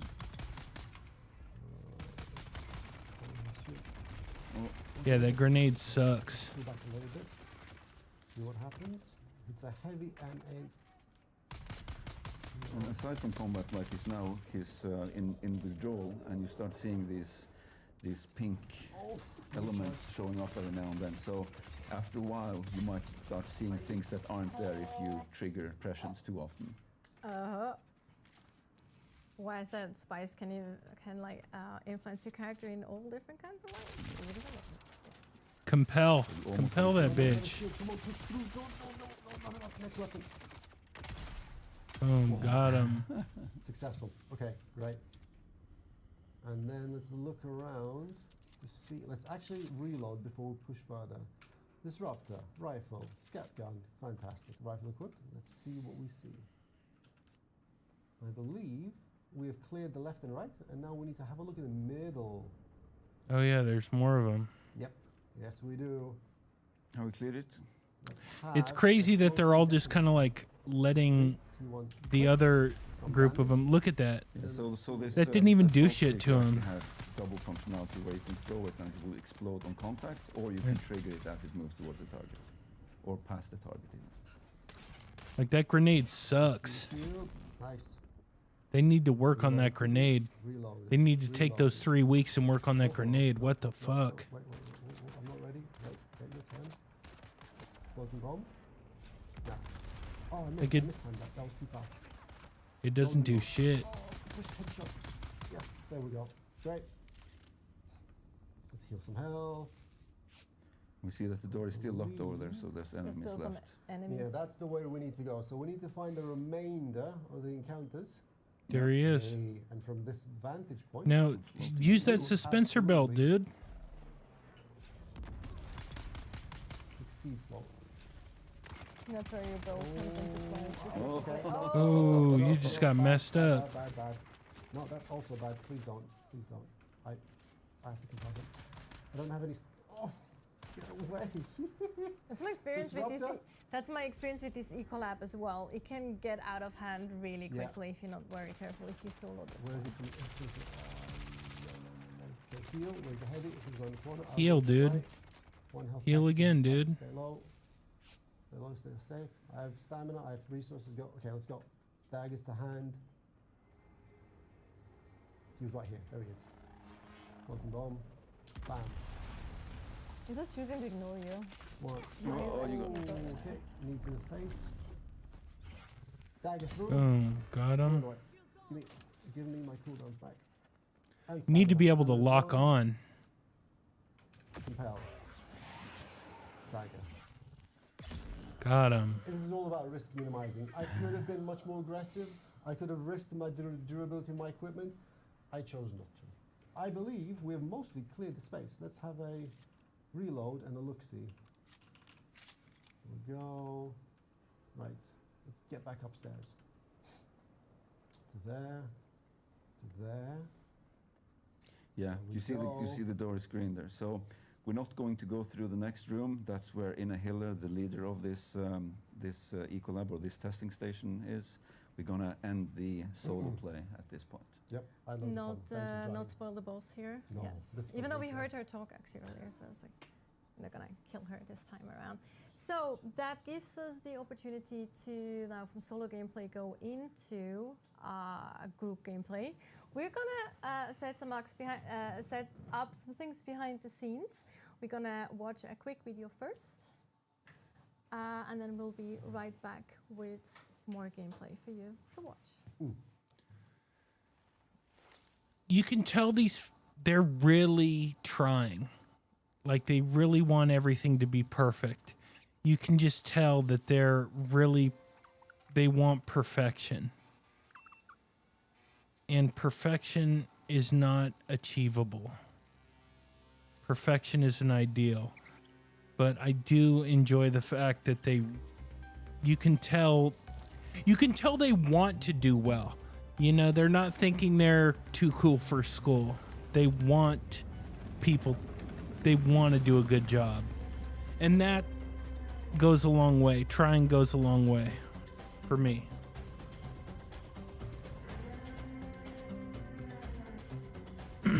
But they got to work on those grenades. They need to try and work on those grenades because those grenades were boo-boo. And we are back again. As we mentioned, we're going to set up a few more things behind the scenes. The crew will tell me when we're ready to actually go. We all ready? Well, that was fast, was super efficient because we were actually, we were going to talk a little bit more about the differences between the Ecolab that we just went through solo and the Ecolab that we're actually going through now in group play. We can still do that, actually, we can explain that a little bit as well because the approach is going to be quite different. Plus also we see more group viability or like group gameplay, group like, what's the term I'm looking for? Coordination, coordination, a little thank bit you. of planning, Exactly. well, a little bit more of them planning because these locations are in the deep desert, so you have to have a fair bit of planning and protection because not everyone here is a friend. Mm-hmm. Yeah, the deep desert ecolabs, they are in PvP areas, so you run. Okay, so this is a deep desert. Obviously. So this Also, is we see also PvP. the players here, they were higher tier armor, they have better weapons, they have more abilities as well. Plus, but you're probably going to comment on that later on as well, the approach and the mechanics in this type of Ecolabs is kind of different. So you than join their so party. in the solo Yes, gameplay. the enemies are much more aggressive. They're much higher tiered enemies. The weaponry and the gadgets and abilities they use against you are more advanced. Also here, the blood doors have an additional function where waves will spawn. So not only do you have to clear the room once, you have to clear it. You have to clear all the waves before you can actually continue to the loot. And loot also works a little bit differently in the deep desert compared to PvE areas. PvP loot and PvE loot works differently. So in PvE, everybody gets the loot. You can't cheat anyone because anyone going up to the loot box, exactly, they will get the loot. However, here you have to trust that the first person to get the loot actually will share it with the group, which may or may not be the case. So better make sure you have good friends. Like let's say it that way, right? So yes. So yeah, we just used we just cut down the door, as you saw. This is the same technology as is used to harvest rocks and materials out in the world. Yeah, that's a totally different fucking thing. Exploring the space around them. And Darts. I think Camille playing, so he is actually looting boxes. Thank you. Better from anxiety. Let's see what our players encounter. Exploring the space. I love these. These are so different just to seeing desert all of the time. It's lovely. I do recommend having a shot caller on the team, someone who coordinates, because if everybody just do their own thing, these enemies are not only higher T, they have more health, they're much more aggressive. Also, can we talk about friendly fire? Absolutely. So you won't do damage to your friends with normal darts, things like that. However, area effects, abilities, and the flamethrower will actually damage your friends. They won't take full damage, but you should be careful. So everything that kind of does area of effect damage, right, will also kind of damage to your friends. So things like poison, explosives, flame, when delivered in an AoE, which is also flamethrower. Damn, dude. Like you showed me using the assault seeker beforehand. And CC effects like suspensor grenades. This fucker's taking a lot of shots. Are also applied in full. So you really need to manage where you deploy your AoE CCs to not hamper your allies. I believe our players have just defeated one of the waves, and then they're now preparing to receive the next. They will rearm and re-equip and be ready to rock and roll. And we'll do maybe some of the shot calling for them instead, because they're all very, very focused on the gameplay. They also have different builds, different abilities equipped, different weapons, which is interesting. These ones switch between those different. I love the camera work that we're doing right here. Like we saw one player focusing an NPC, and then we immediately switched to his friend to focus on the same NPC. This is exactly the kind of coordination players will need to exhibit in these locations. While it may not be obvious until you're actually playing these places, these NPCs are significantly stronger, they're faster, they are much more dangerous. However, some people might Person needs to heal. Come here alone. Who knows? They also retreat, they use cover, they use the same abilities that players have at their disposal as well, depending on how they'll dash and they'll parry much more. Tons of darts. I do want to mention one thing again to the beta players, that we have listened to feedback when it comes to how friendly fire works. Friendly fire will still be valid for groups, but we are reworking how they affect guilds, basically. Prior to this change, both guild mates and group mates were considered allies for the purposes of not taking damage. Exactly. This is one of my favorite. Like, I can tell that's a Swordmaster build, because you saw the green effect, which is basically a passive of the Swordmaster archetype.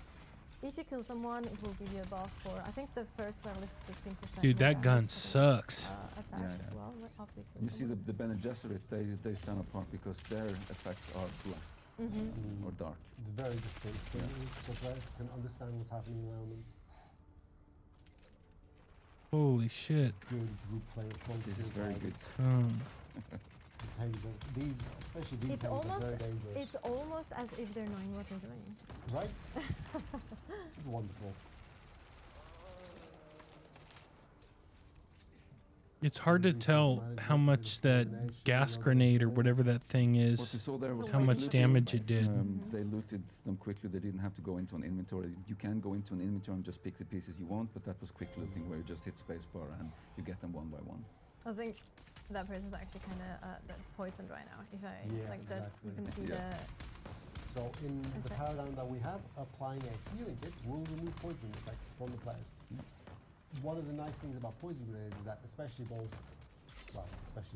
both in PvE and PvP, they have a use case. Not only will they force NPCs to move, because NPCs don't like to be in bad clouds of green stuff, it also forces players in got him. to actually make a choice between, do I want to stay here and suffer this small Ooh, that but guy's healing. significant effect, or do I want to reposition and heal?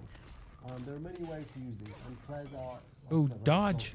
That was really nice there, though, like almost out of stamina, like Nice. Did we that was mention? really nicely played though. I don't think we mentioned, but enemies will. Oh, yeah, you saw one. And enemies will They will actually. revive, They will yeah. actually. Sometimes they run away, and you wonder what they're doing. They're doing the same thing the player is doing. They're actually Yeah. running away to heal, so that heal. they can come back. And they can of course also revive themselves. They can get out of the down but not out state Exactly, as well, yeah. like players can. I love the floating light machine gun, the character build just there that we saw a second Oh ago. yeah. And that's a throwback to the one The that remember turrets? what's- Yeah. Let's Yeah, I was see what about we to do mention next. it earlier because we've seen it a few times now and we haven't actually commented on it, Yeah. which is Here we see it, the turret. yes, which is a mentat ability if I'm not Yeah, mistaken. mentat. It's like actually So kind of this interesting. person just consumed spice. And now we're in prescient state again. So Yep. see all the That's a information. lot of NPCs. Boom, that's one What down. we do, a little bit of panic. All their little bit of abilities are on crossfire. cooldown. Oh Questions, shit. Will our team survive and succeed and receive Nice. the rewards? That's another one. Depends on the hardware, from what I understand. Nice one. Oh my god. Okay. Okay, brownie points. That was really nice. Nice. Very good. I enjoy it. Unscripted joke. Oh, Awesome. Not that we have Please. anything scripted. Set down here, really, the but, that was really set down the here we turret. go. 1, 2. Ooh. Do the shield. Shield Oh, is broken. oh, Almost oh. broken. He's gonna. He's still focusing on. Nice. Okay. Got him. That's a flamethrower heavy. Well, And see, he's we've burning some seen- friends. Also, we've seen a knife earlier, like, and now we actually see a sword in action. One of the big differences that Villa mentioned before. Damn, is dude, the there's a fucking gameplay lot of these stylization. guys. Swords are an area It's of hard to control. tell There's a who's little who, bit slower though. than daggers, but daggers allow you to quickly attack and also. There's got to land. be a better One of way the to. things that we really want to focus on for our melee playstyles, which is not super evident right now, but soon TM will be, is that they are all distinct, have a gameplay role that players can choose to enjoy. Oh shit! and Another those gameplay fucking roles load are of them. meaningful and engaging, and they will have distinct counters and strengths and weaknesses. I mean, I gotta say it again. I love melee. I'm like, it's my build. Like, I combine Swordmaster plus Bandit Jesuit skills. Like, yeah, I dude, absolutely love it. Plus I have a sniper rifle. am having a Because I difficult either wanna time be super far seeing who away is and who hit things here. really fast or be in their face. Like, that's kind of place. I Ooh, love he it. just got messed Yeah, up. you saw a suspensive blast from the Yeah. enemy there, which staggered our friend here. Oh, that's a lot of pressure. Oh, no. Oh, and again. So here we see some special Oh NPCs. shit! He These just got NPCs messed up. are configured to be different Oh, from shit, he normal just got skills, messed up. wherein the actions and abilities Oh, that they shit, he confer just are got much, messed much up. more, Oh, they're really much wailing less on. cool. Oh shit! He just got messed up. Oh. Oh. No cheating. Should have used that presence. Where was I? Right, some of these NPCs are configured quite differently to the normal experience outside of the deep desert. They have abilities that players do. They are on a lower cooldown, and they are much more eager to use them against players. Aggressive. Let's Very- call it aggressive. Yeah, they're very aggressive. Yes. ability use. Oh, they defeated the wave. They That's did fantastic. actually. Yeah, they did defeat And then we are waiting. Oh, and they're prepping as well with turrets and everything. Right. What are they Those are prepping See for? where the next wave comes in from. Oh, there's another wave, huh? Oh, bubbles. Bubbles everywhere. Mm-hmm. A bit of focus. Really nice. There you can see all the abilities that specific NPC has. Mm. They need to defeat all of the NPCs before the next wave triggers. Oh, actually, was that the last wave? I was just wondering that. I was just about to ask. I like, believe our friends Yeah, have yeah, yeah. successfully succeeded. because it's actually because the door is free there. Yep. So just a last wave. Good job. Good job, team. It was And wonderful. we can see here on the left, in the Yeah. lower left corner, that they're all grouped up. You see the names of them and everything. So Right. Yes. good going group, good going team. Absolutely. One of Someone took one for the team, which is totally okay. Someone you have to have a sacrificial lamb. the, and now that awkward moment where trust is tested in terms of who chooses who gets the loot. Exactly. Who knows? Well, you have a Exactly. leader. You have a leader who hopefully like distributes loot fairly. But yeah, you nicely see there the group set. Actually, the group setups has changed. Okay. Oh, what's oof. Who? The group setup is changing there behind the scenes. Okay, yeah, nice. It's one of those moments when friends decide not to be nice to each other. Never Or say it friends again. won't be Make sure friends. you know your friends. You have close friends. Was it like Oh. keep your friends close? No, keep your enemy close. No, keep your friends close, your enemy closer. Friends close, enemies closer. Don't disrespect from the Godfather. second perspective. Oof. It's just, this is a single. So, a 2-on-2 fight, a 2-on-2 player fight in a confined space is going to get messy. There's going to be colors on the screen. There's going to be effects going off. We will see if we can comment as best as we can to what's happening. See, feel like there's esports someone commentator, dead there already. like- Oh, they took somebody down. That was very fast. Is it two No. versus one Oh, now? stamina Or list. is it? Yeah, 2 versus 1. Yeah. Ooh, nice. So, are they going after each other now? This is I don't very- understand. Oh, someone went And he prescient. managed to catch him. cheating! They're cheating. No, I mean, I would call it cheating. If someone goes present and I can't, it's obviously cheating. Someone I has like. believe somebody got betrayed. looks like it.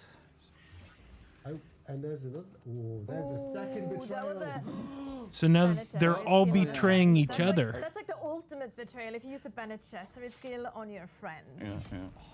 That is just the ultimate The betrayal. question is, who is the better player?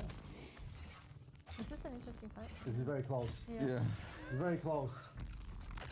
Oh, it's Someone getting ran out of staggered. stamina. No, yeah. It's 1v1. Oh. Oh, And then we it's saw the new whirlwind. Yeah. Sword is there. Oh, I believe. Oh, the count is back. Needs to be a little bit more ability use and a little bit better stamina management. Bank your stamina and deploy it in one big burst. Actually, you don't see the stamina. So on this is the other PvP, players if you- boom. if you're prescient, which is actually really. I think that's. Oh, Oh, boom. that's close. It almost got. One of the players is sitting Some right some here, tension in the and he room just here. went like throw his head back, and his headphone just went flying. It's just like, well done, though, team. Well done. That There was can only great. be one.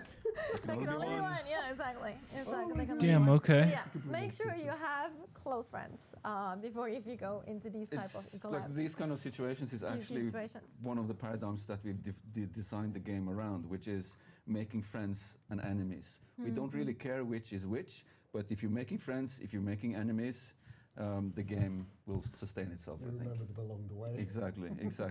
I That would was care who are my cool. friends. There I think were- it doesn't- it- There's you don't care who some is which, but, jank there, but it's it does yeah. look But really also, cool and like, to fun. backstab people, so there you go.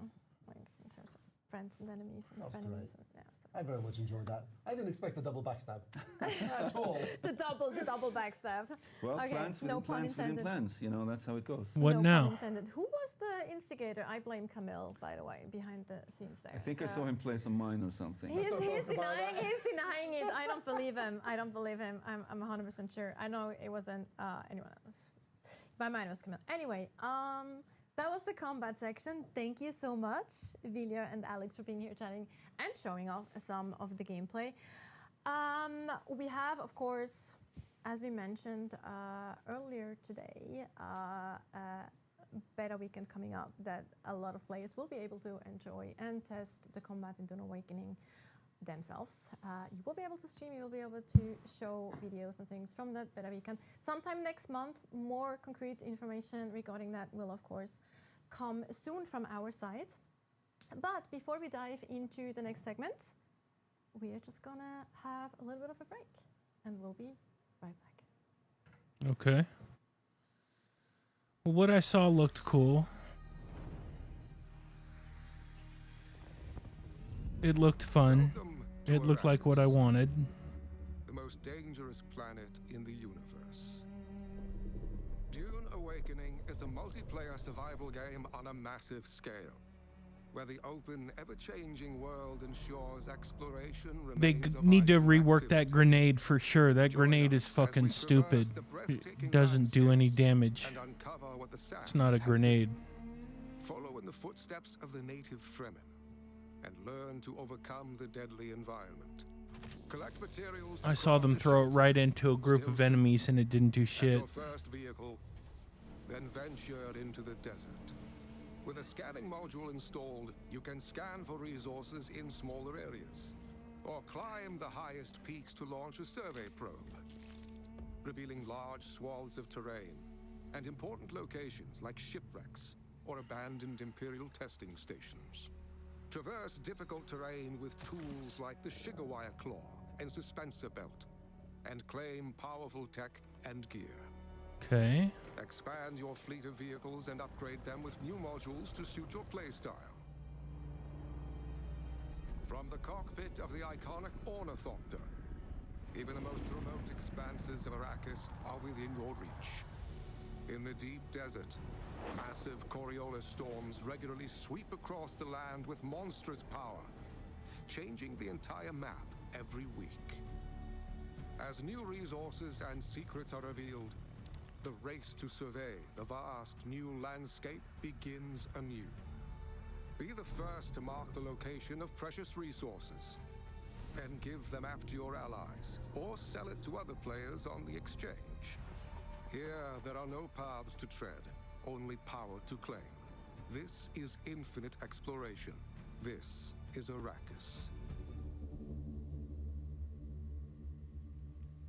So you buy the map every week All right, and we are back. because the map changes based on the Coriolis storms. We know that, of course, we're following commands and things that we see on the internet, on our social channels. Joel and is we know there, that okay. some of That's you the have head been dude. concerned regarding Head Start and how our servers actually work.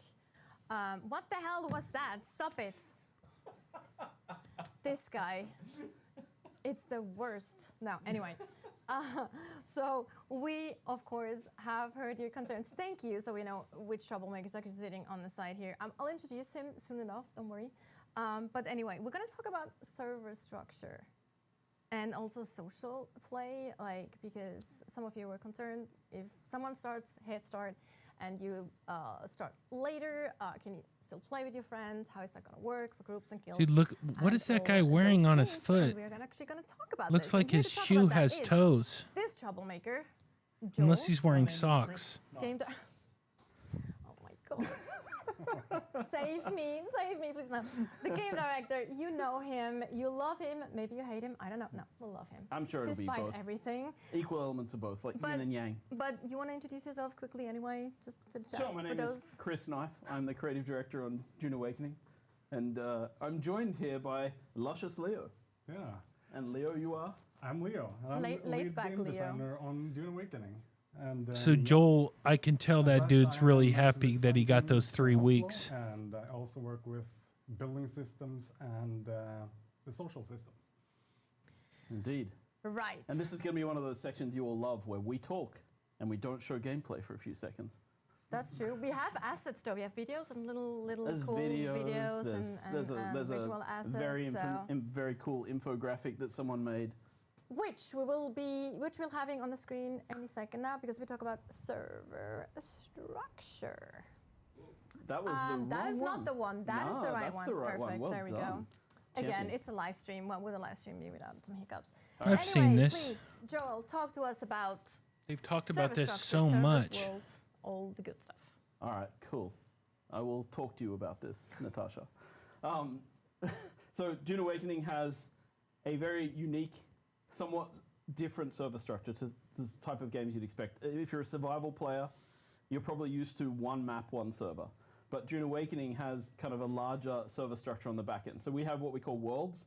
Worlds are made up of multiple servers, which we call internally sietches. So often when you join a sietch, you'll see here in this infographic that Hager Basin has this big stack of sietches. So when you sign up, you'll choose your world and then you'll join a sietch within that world. Each of those Hager Basin sietches contains maximum 40 players per map. Right. But all of those maps add up to create the entire world. The deep desert, the social hubs like Harko Village and Arakeen They are actually shared social spaces in the world. The Deep Desert being the big PvP area in the world. And of course, like, so we're talking about, like, we have this 5-day head start. I know people are concerned. The thing is, you'll be able to join worlds that we open during that head start. We will also open more worlds when the game launches, but you can also join a siege in a world that isn't necessarily the same siege as your friend, but you'll be able to go and visit your friend. You'll be able to do a lot of stuff with your friend. So it's kind of, you're not going to be locked out for the most part of any content when you join after the head start. Also, I would say get better friends and let them buy you the head start. That's another thing I think is a really good option. That's the way to go. No, you also said 40 Yeah, buy the players head start. max per server or siege. What happens if someone joins anyway? If there's like if more than 40 people try to join at one time, so it's concurrent users, so CCU, and that means that like then they'll be put into a queue to wait to join. So we can have more characters on a server than 40. We can have, you know, several hundred, but that means people play at different times of day when people join, so there will be a queuing system in place to allow people to wait in line to get into the servers, of course. Right. And you briefly just mentioned it, visiting. So you don't actually have to be on the same, or you don't have to start necessarily in the same server. There are some caveats to it, but let's talk a little bit more about that. How does visiting a friend on another server work? Well, the first and most important step is to get a friend. This is often achieved by going to a cafe or a movie theater and just striking up a conversation with a random stranger. Then once you have a friend and they are also into Dune Awakening, which is also a big moment. Oh, my mic, sorry. I have tech support here because my mic sucks. Was I talking too loudly? And also, it'd be good to have the visiting friends. We actually have a little video or an asset that shows that too, how you can actually visit a friend. Well, we're talking about how to make friends first. Sorry, well, we can talk about make friends. How do you make friends? He's enabled sexy mode now. Like so now I first of all, how I make friends is I talk to them in a voice like this. Now we have it there. Okay, so once you've Okay. made friends, and you can see friends automatically because they're added from your Steam list as well. So if you have them as a friend on Steam, they will show up in your friends list in the game automatically. Then you go to the friends page. You simply click them and say, I want to visit this friend. It will teleport you to the nearest trade post to that friend, because obviously teleporting directly to them would be exploitable in infinite amounts of ways.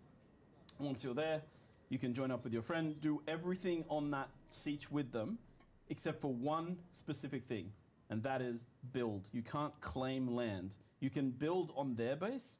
You can be given ownership of their base and be able to build all the parts of their base. But you don't own the specific land claim. Got it. And that's just for database reasons. We need to make sure that we control how many people build in different locations. Okay. And then, of course, when you want to go home, you just push escape and choose return to home dimension, and it will take you back. Right, and you can also do contracts and journey steps, like with your friends that way as well. That will kind of carry over players. When you go back to your home world. Yeah, as well. all of the Or home content in the server, game is accessible with this visiting feature. Click so that. You can basically do everything. Please wait everything seconds that you could do before in you a can group, connecting, traveling, in on someone queue, else's world. and boom, You can do it there in you your own go. world. So Okay. there is this cross-play feature for everyone. You'll be able to, Dude, this work is together. such a, So I like, think people are concerned about, like, oh, I won't be able to meet my the friends. who's scope not- of this but game is this shouldn't be a fucking problem. You should be able to insane. play with people, even if you're not in the same exact siege when you start playing. Right. Like, damn, so, man. We have talked about playing with your friends. Obviously, you can play solo, but then there's the usual things that you have in games, groups, guilds. Maybe Leo can talk a little bit about what kind of options are there to play with your friends besides visiting like their server. Yeah, so let's start with groups. So we saw that a bit earlier. Like, in this the is previous so segment, ambitious, right, this with, game. Group combat. So groups are temporary social structures of up to 4 people. And they come with some benefits, like seeing your group member status on the HUD. You see them as markers on the map. Groups with benefits, huh? Yeah. Groups with Exactly. Love those. Okay, Love so it. now That's they convenient, joined right? up together. So, and then you have standard features like chat connected to that as well. And yeah, makes it more convenient to be Party with your friends. disbanded, okay. Wow, but Leo, could you go deeper into chat? Deeper into chat, yes. So this is a groundbreaking feature that we've developed, right? Never seen before in online games. I think more importantly, a more important question, but thank you, Joel. Sorry. Like, how many people can be in a group? Oh, 4. Yes, Yeah. right. So the party Including leader the plus leader. 3 additional ones, right? Yeah, Yes. Compared to guilds. So guilds are more of long-term social structures, right? So you can be up to 32 players in a guild, and they're structured with hierarchies where you have one leader, any number of officers to help manage the guild, and then a roster of members as well. Okay. And guilds, they of course also have this groundbreaking chat feature like that we have. What? Yeah. What? And yeah, and both parties or groups and the guilds, they are across the world, right? So if you meet some people in the deep desert and you want to game together, you can do that. It doesn't matter if you're on different servers, still works fine. And yeah, something else you can also do with the guilds is that once you progress through individual faction alignment far enough, you can actually align your character to Atreides or Harkonnen, and right? As a continuation of that, the allegiance of your guild to one of the Great major houses. So either Now, Leo, you like to be an Atreides, but I like to be a Harkonnen. And Are if you we're, sure? if we're in a guild together, and you pledge allegiance to the Atreides Lord, what's going to happen to me? you're gonna get booted right out of it. You can make a guild with me. I'm Harkonnen too, so it's fine. Nice. Yeah, Hardcore let's just- Harkonnen. We have to shave our let's go heads, but we're Harkonnen. good. Yeah, We're good. Yeah. Totally Don't fine. allow mixed guilds. totally okay. No mixed skills. No house mixing in this game. Yeah. Coke Zero kind of sucks, but We talk Pepsi about Zero chat. is When you dope. talk about chat, you mean actually text chat. However, we do actually have proximity chat as well. We do have proximity voice chat as proximity well. voice chat. Yes, Common I think. feature of survival games. Off by default, so that you don't have to be annoyed by that person running past swearing. But what is it? Anyway, You I can think turn it's it on. fun. I think, yeah. Yeah, I think voice proximity is chat fun. You just, It's you know, super fun. we gotta protect the people's ears. I know. No, I mean, it's good that you can choose. Some Yeah, people you don't can like choose. it, some people enjoy it. So you can choose. But what we also see there is edit permission. So when we talk about guilds, we do actually have a whole permission system in the game for a whole lot of things, right? Like, tell us a little bit more about that, Leo. Yeah, so survival games commonly have this type of bases, right, that you can build in the world, and we have that as well. And we have a longer term persistence than most survival games. So we needed some robust way of sharing access to certain type of assets in the game, right? Like bases, but also vehicles. So here we also have this hierarchical type of system similar to what we have in guilds. So here you can see on screen now for vehicles, for example, where you can add your friends to a list, which gives them some type of access depending on Gives what them you access to want use promote it. them to. So Okay, that's pretty they can be cool. associates or they can be co-owners. So it's the same system for bases and vehicles. And, I see. The way each rank works is that it comes with a certain specific rights. So, for example, for removing the subthief console here that you see, you require owner level permission. So only the owner of the subthief can do that. So make sure you you give. don't want anyone else doing No, that. you make sure you give the right permissions to Yeah. again the friends that you can actually Damn, dude, trust. this game Yeah, is be so careful. And then deep. we also have this, Holy. Additional level that you can control the specific access level required for each object in your base. So take a door, for example. If you want to set that to only be accessible by you as an owner, you can do that. If you want to set it to be accessible by co-owners or associates, you can do that. But then we also have 2 additional levels. So you can set a door or machine or anything like that to be accessible by any guild member or also by the public. If you want to be nice to the travelers or that are coming by, give them some shelter. We actually have seen that in the beta. We Yeah. have like several beta players who just build bases and then open it up to everyone, especially like at the beginning to new players. So they can come in, they can get some water, they can get some basic resources and just you can do that. You can be a nice guy or a nice Or you can girl trap or a them nice and person. kill them. That's yes, also an I mean that's alternative. the other thing. Like, right? Yeah. Yeah, like How depending on. could you walk us through how the permission system works for the erotic role-playing crowd? For that, Okay, yeah, that's so- another stream, I think. Okay, let's Oh, go. come on, Let's we get know they're a huge into audience. so when we go into all this level of control that you have over permissions, and it can be a little bit like intimidating almost if you go intimidating. You know what I say? Damn, dude, Yeah, this yeah, I guy, know. this guy's a little. Anyway, You're intimidating. Is- I get it. You scare me. I'm intimidated. Shoulders down. This So guy's it's a having a little bit good day. intimidating because You it can feels like a lot tell. of work, but there's A actually lot a of more weight was just streamlined, lifted off this option guy's you can do shoulders. as well, and it makes it a bit more easier. He was to worried. set all these permissions. Yeah, so we have a lot of assets tied to Joel's scenario here that he painted, and you want to Assets give. tied. Yeah, exactly. So if you want to give access to a lot of bases and vehicles used for his scenario, then. So can you have to open the manage permission. It profile looks for, like you have to a manage friend, permissions example, for that you each wanna give, thing. access to a lot of assets. And it's a simple list where you can click, okay, I want to give this person access to that base, that base, that base, and these 3 vehicles, and it's done from a distance. So it's Or very permissions. convenient to set up. Absolutely. Role overview. Cool. I Associate. think this is actually. Oh no, we have actually one last thing. We have a little overview visual that shows where in the world we have our Our worlds. server farms. Yes. Yes. All right. There we go. So, I mean, this is where we're going to have servers West Coast. at launch across the world. The west side So is the best people can see- I side. mean, the one in Australia, it's actually kind of on the east coast because it's closer to Sydney. And I see that the Australian name is in the wrong place, but that's okay. I don't It's expect The fine. west We're side talking- is the we're best only side. talking in the top Northern level. Hemisphere gives a shit It's about my fine. country. We're not But talking it's- about the actual locations right now. But We're we just will talking have about high we level. will have servers in all of these countries and locations, so people will can have the best choose. possible ping. I think the most screwed people are in South Africa, but we also believe that because they don't know where they parked their car because they're South African and they speak Afrikaans, they can connect quickly to South America. It's fine. It's fine. That's usually the best ping for them. Perfect. Okay, but you'll see. We'll have Damn, tons of this- options for you to choose from to make sure This you guy's have, acting crazy. competitive ping at least, especially also for PvP, of course, very important since we have quite a lot of people interested in PvP as well. Yep. Yeah. But I think that's it for the actual segments. Joel, thank you so much for your contribution to this stream. We always appreciate it. It was a pleasure to be here. I'll today. be talking to HR tomorrow, but no, Again? it's all good. It's all fine. Again, it's like my 10th complaint.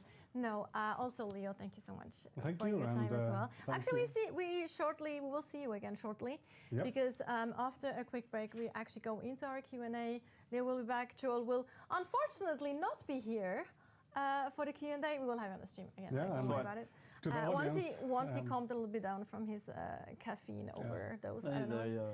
to the audience, I hope you enjoyed the dry humor. That's how we roll on Arrakis, you The know. vibing, the I dry was, humor on I was Arrakis. just super keen to do this live stream today. Oh dear God. Okay, yeah, let's just go with the video. Beautiful Arrakis. I loved your highliner, by the way.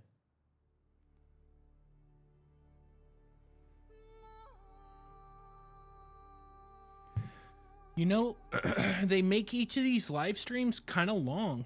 Like, it's not just some short little bullshit. Like, I respect that. They really care about this game. It's clear they really, really care. And the level of depth and the ambitiousness and the scope is just like, damn, man, these guys are going for like a home run, grand slam, 9th inning World Series for the win. Like, they're swinging for the fences big time with this. And I love that. Like, go big or go home. And I think that is cool. And it looks like for the most part they've nailed it. Like, there's some jank, some little jank here and there, but it looks like they got it. It looks like they did a pretty damn good job of this. Like, I am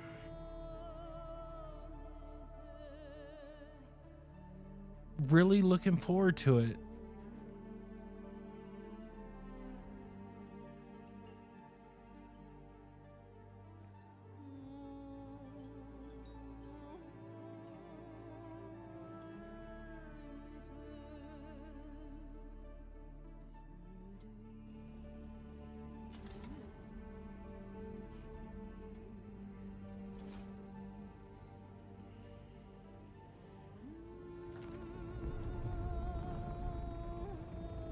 The game looks really good. Really cool. Even with the extra time they're spending and giving themselves an extra 3 weeks to test the servers. Hopefully we'll get into this closed beta weekend. Hopefully we'll be able to get into it. I would like to play it. I would very much like to play it. I've been trying to get into the beta for a year and a half, close to 2 years, and they haven't let me in.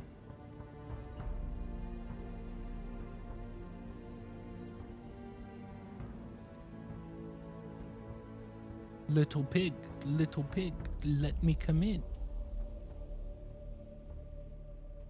That's Atreides. Atreides. I'm gonna have to add a bunch of drops. I got this one. I don't want peace. I want problems, always. Yeah, that's how it's gonna be in PvP. I don't want peace. I want problems always. Welcome back, everyone. We are still preparing a few things behind the scenes for our Q&A. Okay. But I have now Viljar and Leo back to answer your questions. Before we do that, again, for those of you who have joined us a bit later, you might have heard. I wonder about if I the can fact that answer we a have been question. moving the release date of Or the ask a question, excuse me. weeks back Nah. to the 10th of June with a head start starting on the 5th of June, which is not cause for any concern. It's really just because we want to add some more polish to some of the things in the game, and it gives that opportunity. Additionally, we also will have the opportunity to do a large-scale beta. So many of you will have the chance to actually try out the game for themselves. I hope so. That won't be under an NDA, so we will be able to show, you'll be able to stream, you'll be able to do videos and Hope all so. that good stuff. But actually, I have a question for you too. Like, what is your favorite thing in the game to do when you actually play? When you look at it as a player, like turn off your developer brain. Is that working? Does that actually work? Can you do that and play the game? And if you do that, what is your favorite thing to do? So for me, I love the fact that the game is so much more than one thing. It's not just a game about combat. It's like we have all these different elements. You have the way that we harvest both just water and resources, things like that. Then you can mix it up and go do an ecolab like we just saw. And then I really like how things come together. You might be driving away from a sandworm and then suddenly there's a sandstorm on the way. You drive past an enemy camp and they start shooting at you. Suddenly you run out and you try to take care of them. You get hit by heat stroke, and then it's like, okay, the sandstorm wants to upon me. I have to find shelter, but I also have to take out these enemies. Like, I like fast games where you have a lot of second-to-second decisions to make, and I think that our game beautifully supports that. Mm-hmm. What about you, Leo? Yeah, so I actually started a new playthrough last week, playing quite a bit, and what I'm really enjoying now is setting up my base production facilities and the related mining activities that come from that. So especially the vehicle mining, I'm having a good time with that, going around in my buggy, going up in the turret, finding mining nodes to get my resources from. And it can be very relaxing too. Like that's one of the things that you mentioned that to me earlier, actually, when we talked a little bit as well, and I totally agree with that. We have both the combat aspect that is very nerve wracking, can be like get your pulse up, and then we have the mining who can be actually very zen with like following those lines and things. And I really like that kind of juxtaposition of things as well. Yeah, we actually spent a lot of time and effort trying to make the harvesting, the cutter rate, to make it work and be, like you said, like Zen-like and everything like that. And although there is some progression on the patterns that you harvest from, but it still needs to be Zen-like, because the thing is, hopefully you'll be playing this game for thousands of hours, and having something that is that intense all the time, I just didn't think that would be right for the game. No, it's exhausting, yeah, right? exactly. So you have combat if you want that experience, but then if you want to relax a little bit and just chill, you can, as you say, go with your buggy and harvest. Yeah, so what's going on right now is that I'm looking, okay, what's the next tech that I want to get to, right? Okay, what do I need for that? I need this thing, this thing, this thing. Oh, I have these already, right? I went out to some expeditions earlier, But these two things are new. I wonder where I'm going to get those. Mm-hmm, Okay, so I hop in my buggy and I drive out and I hunt for resources. Yeah. And it turns into an adventure. Yep. Sometimes a bit too adventurous. I lost my bike yesterday, but Oh got yeah, back I know to that it. feeling. I think everyone goes through that at least once. So Yeah. like it's just kind of part of the experience, the Dune Yeah. Awakening experience. I got my lesson. But I think we're actually ready for the questions. Another thing I just wanted to mention before we go into questions is like what I really love is the weird things that can happen. Like we saw that, like actually you posted that, I think, where you were driving through the desert. You were looking for the worm, and there was like a crash, like one of the dynamic ships that can crash and like crash down onto the surface, crashed like literally like 2 meters next to you. Oh, And you yeah. had no idea that was coming down. That was just like it's moments like this that I That was find in the incredibly last engaging live stream. and fun. I think he's probably the guy who did the combat last time. Anyway, so we are ready. All right, let's see. For some questions. Let's We go. have the first question from Orangeshire. Can the player select which siege they got to connect to? As Dude, their they home already dimension, answered this. Or it's randomly assigned. Yeah, so you get to choose your worlds, and in that world there are many servers which are the sieges, and you can pick the siege that you actually want to connect to. So you don't have to do it in any order, and you don't. And it's Yeah, not they randomly answered assigned. this already. Right, and you can talk to your friends again, like to make sure they're on the same siege Yeah. for that. Yeah, or it's a good at least idea. in the same world as well, because then Yeah. you can still visit and all that. Yeah, you want to align on that before you start, so you pick the For right sure. one. Yes, for sure, absolutely.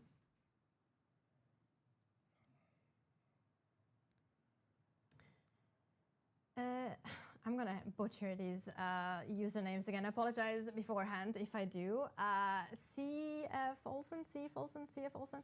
If you already align to one house, can you later change it to align with the same house as the guild is? So basically, if you can change, right? If your guild is another alignment. Yeah, you can. You can betray your house. But only once. Once. They won't take that lightly, so you better think about this really carefully. Like, Yeah. what align first and Yeah, if it's you frowned betray. upon. Yep. They don't like Take that. kindly to it. Okay. Well, I'm not going to Peter betray Abbott my has house. That's for 76 sure. asks, can you progress far without PvP, or is this game Here we go. mainly going to be around PvP? So you can play in the survival area, the survival game map that we have, which is 8 by 8 kilometers, and you don't have to PvP at all in that. Dude, so many now people going are to concerned deep about desert, PvP. You don't have to PvP.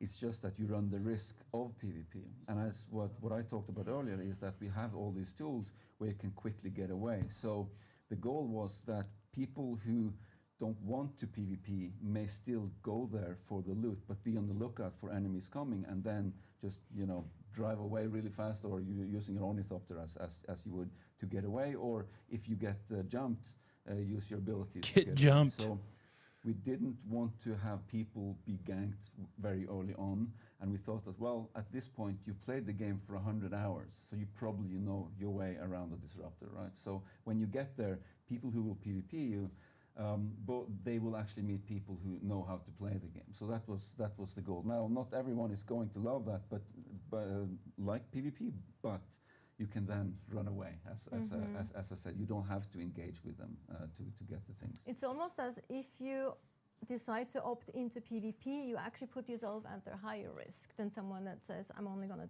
play PvE in the game. And also, we haven't actually talked about this game the is game and the non-slot PvP system, and PvE. which does have PvP, If you don't want to but play you can actually also PvP, influence that with PvE as this well. So might it's not be the full best PvP game for you battle, so because there's a lot of PvP is a options for big part of the end Yeah, game. yeah, definitely. You can play the game for hundreds, thousands of hours without engaging in PvP. easily. But you can play the game for thousands of hours without oh my PvP. God, now I'm Is the outing slow myself as bla- an old slow woman. blade Unpaid automatic? taxi, No, is it's that the name? not. That's the name. That's fantastic. Love it.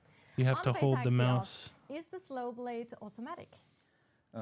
So we have two main attacks for the blade, like the basic ones, if you don't have any skills or abilities associated with it. So we have the quick attack, and then we call it the stab, even though it's with swords and everything you can do the slow blade there. So you can do the quick attack, which is effective to stagger enemies, so you get time to actually deliver the slow blade.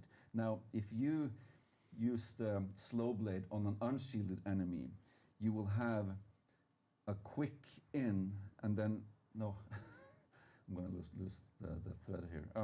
it works differently. So basically, yeah. The slow Let's blade go, is bro. automatic in the sense that it will trigger if you do a stab, so to speak. I guess Basically, that's the way to get away with it. it's a special. You do it as a special attack, so it's a special. Like you hold your mouse button basically exactly, longer. yeah. You just click it, so it is a special trigger, and then the animation will. Do you play lose itself out, more but it doesn't durability on automatically happen. melee You have to weapons than trigger it range? Yeah, actively. exactly. Yeah, you look for opportunity, right? And there, I can get the timing in right. Okay, now I hold, and now I get the slow blade. Yeah, and also it takes quite a long of time to actually execute a slow blade because it's called slow blade. So you have to make sure your enemies either staggered or they do something that they don't immediately can retaliate, right? So I think that's also. I think I can explain what I tried to say earlier. Yeah, go ahead. If you go against an unshielded enemy, you will hold for a bit, so it will be akin to a heavy attack, and then you'll do it fast. Whereas with the slow blade, you go fast in, and then the slow is on when you actually connect through the shield. So that's yes, actually that's correct because you have the heavy attack plus the slow blade, and those happen differently. Like if you're up against a shielded enemy or not a shielded enemy. That's kind of what you meant. The procedure to trigger it is the same. It's just that it's contextual whether someone has a shield or not. Yeah.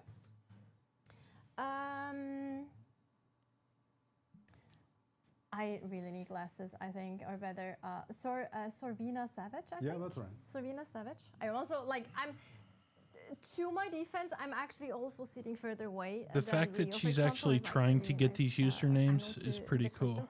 I'm cheating a bit. I wouldn't even... Do you lose durability on melee weapons?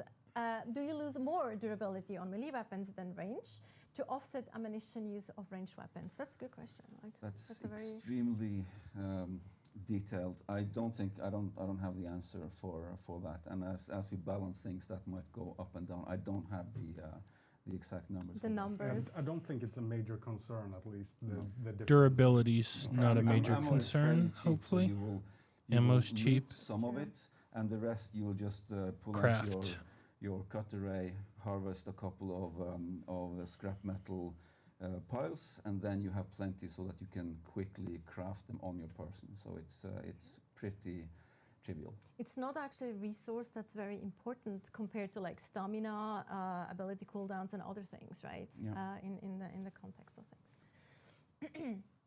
Black Lion Apps is asking, can I swap active skills during combat? Oh, good question. You can swap your skills. However, if they're on a cooldown, you'll not be allowed to swap them. Okay. Okay. So you can swap your skills. Tyler, that's easy for once. Tyler's asking, can you learn all schools available in the game? Yes. The answer to that is yes, I think. You cannot actually. You can go pretty far down Oh, you in cannot. several of them, or you can go to the end of a few of them, but you won't be able to get all the skills from all the trees. Oh, Yeah. I didn't know You that. actually had that at one point Ooh. that you were able to get everything. Oh, but then you made it shit. much more interesting also with the I call them cornerstones, but the capstones, capstones, yeah. capstone skills, yeah. So Yeah. you actually will have to make decisions in terms of where do you spend your points. Exactly. I personally really like that. I think it's more interesting as well. That's Serena Savage again. Will NPCs pick targets based on threats, closest player, or use tactics? Again, that's also quite specific. I wish Alex was here. So they're like with these things. There's always a Dude, combination, if and you weigh these things. people So are it's like, asking well, questions, I want to ask questions. Someone might have a higher threat at a longer distance. Who do you deal with? So we have weighted this, so it's like it should feel natural. Let's see if the I way can that ask a it question. works. But again, I don't have the exact numbers for how that's balanced. The thing is, I actually asked Alex that question, I think, yesterday during one of our chats as well. And he said what you just said too, though. Like, the NPCs are actually taking several aspects into consideration. How far is that player away? How much damage? How big of a threat is that character? Like, what kind of abilities did they use previously and all that? So there's quite of a complex mechanic behind how NPCs will react to you. They and do how have use it. tactics, so they change how they play depending on if there's one of them, obviously, and if there's more of them, and depending on difficulty, we'll scale it so that the second NPC might not be as aggressive in the early game as they would be in the later game, for instance. Armored Scooter. Armored Scooter is asking, Will ZOTACs be killable, or are they meant to be the ultimate enemy? So we have the Sardaukar dropships, but Chom mercenaries drop from them. So you will kill them, but they are not proper Sardaukar. You're just not important enough early on, specifically, exactly. that they would deal with you. Yeah. They just sent there. Let's see. I asked a couple Sardaukar, questions. that would be part I'll of- try a it's couple. not the normal approach. Don't spoil Yeah, anything. exactly. You won't. Maybe you'll I'll have try to find out. get. They're not part of the normal NPC roster, so to speak. Mac Wolverson asks, are there any hunter seekers in the game to use? Indeed, they are the last ability in one of the trees. I Yes, could we tell actually. you which tree, but I'm not going to. No, we don't do that. But we've actually shown the Hunter Seeker in a few gameplay or in like early videos. Yeah. We haven't shown the Hunter Seeker today in the combat sections. Actually, we used other abilities, but Yeah. it's absolutely in the We game. used its sibling, the Assault Seeker. Yes, exactly. The one you saw, the ability that Yeah. Alex in his solo gameplay was like throwing. But yes, we do have the Hunter Seeker. Wonder Drakias is asking, can you extract blood from enemies like they do in the movies? Yes, you can indeed. It's you will be doing that a lot as you build your base, and you refine blood to actually use as water for things that you craft and also for hydration. All right, let's see if I can get my question answered. At the beginning, and then you kind of all the way. as you learn more secrets to the desert, you might also learn a few more. Yeah, you can even drink blood. Yes. It will hydrate you, but there are some side effects. Yeah, it's not super advised, but you can go. You can also, what I personally hate, you can also use Muad'Dibs and drink a little bit. This is true. You can harvest the Muad'Dibs as well. Hate it. Not okay. Not okay with that. I'm not okay with that. Just putting it out there right now. Yeah, they just showed that. Can you attack players of your same faction? Yes, you can. So what I think I mentioned earlier is that in a group you won't do damage much to your friends in your group, but the people in your guild who may be attached to a faction, you can damage them when you're in a PvP area. All right, that was it for today. Damn. Leo, again, okay. thank you so Well, much for your I tried to time get my and questions for sitting down answered. with us to chat about Dune Awakening. Super exciting. Thanks for answering questions. Thanks for talking about your segments as well. And thank you, everyone, for. This was like, oh, it shows ammunition. That's not that important. What But the fuck? it actually shows you when you have an opportunity. And I hope you have a fantastic rest of your day. Goodbye. Thanks for watching. Thank you. Bye. Bye, guys. All right, y'all. Oops. Oh, maybe that's what caused it. Maybe I pressed the wrong button again. All right, y'all. There it is. June 5th. Over a 2 hour, almost 2 hours for a live stream for a game that's coming out soon. I really love how transparent Funcom is being with this. And it really bodes well. Like, they would not be this transparent if they weren't really confident that they have a good game. And the fact that they're taking a little bit extra time, really, that tells me that they want to make sure that there's no problems and that everybody loves it from the jump. So everyone definitely pre-order Dune Awakening. Like, I'm going to be going hard in this game the day it comes out on June 5th. I'm doing back-to-back 24-hour streams, so 72 hours in total. I'm going to do a 24-hour stream, sleep, 24-hour stream, sleep, 24-hour stream, sleep. And then I don't know what I'm going to do next. We might even go hard after that. We might even keep it going. I don't know, but we're going to really put some serious hours into this game right away. Thank you all for hanging out. Thank you all for being premium members. Make sure to like the stream, follow, subscribe, regardless of which platform you're on. If you're on Rumble, please make sure to follow. Make sure to follow. Subscribe if you're on YT. If you're on YouTube, subscribe. Donate if you can. Other than that, hit the website, TACETMORT3M.com. Love y'all. Appreciate y'all. Catch you next time. Peace.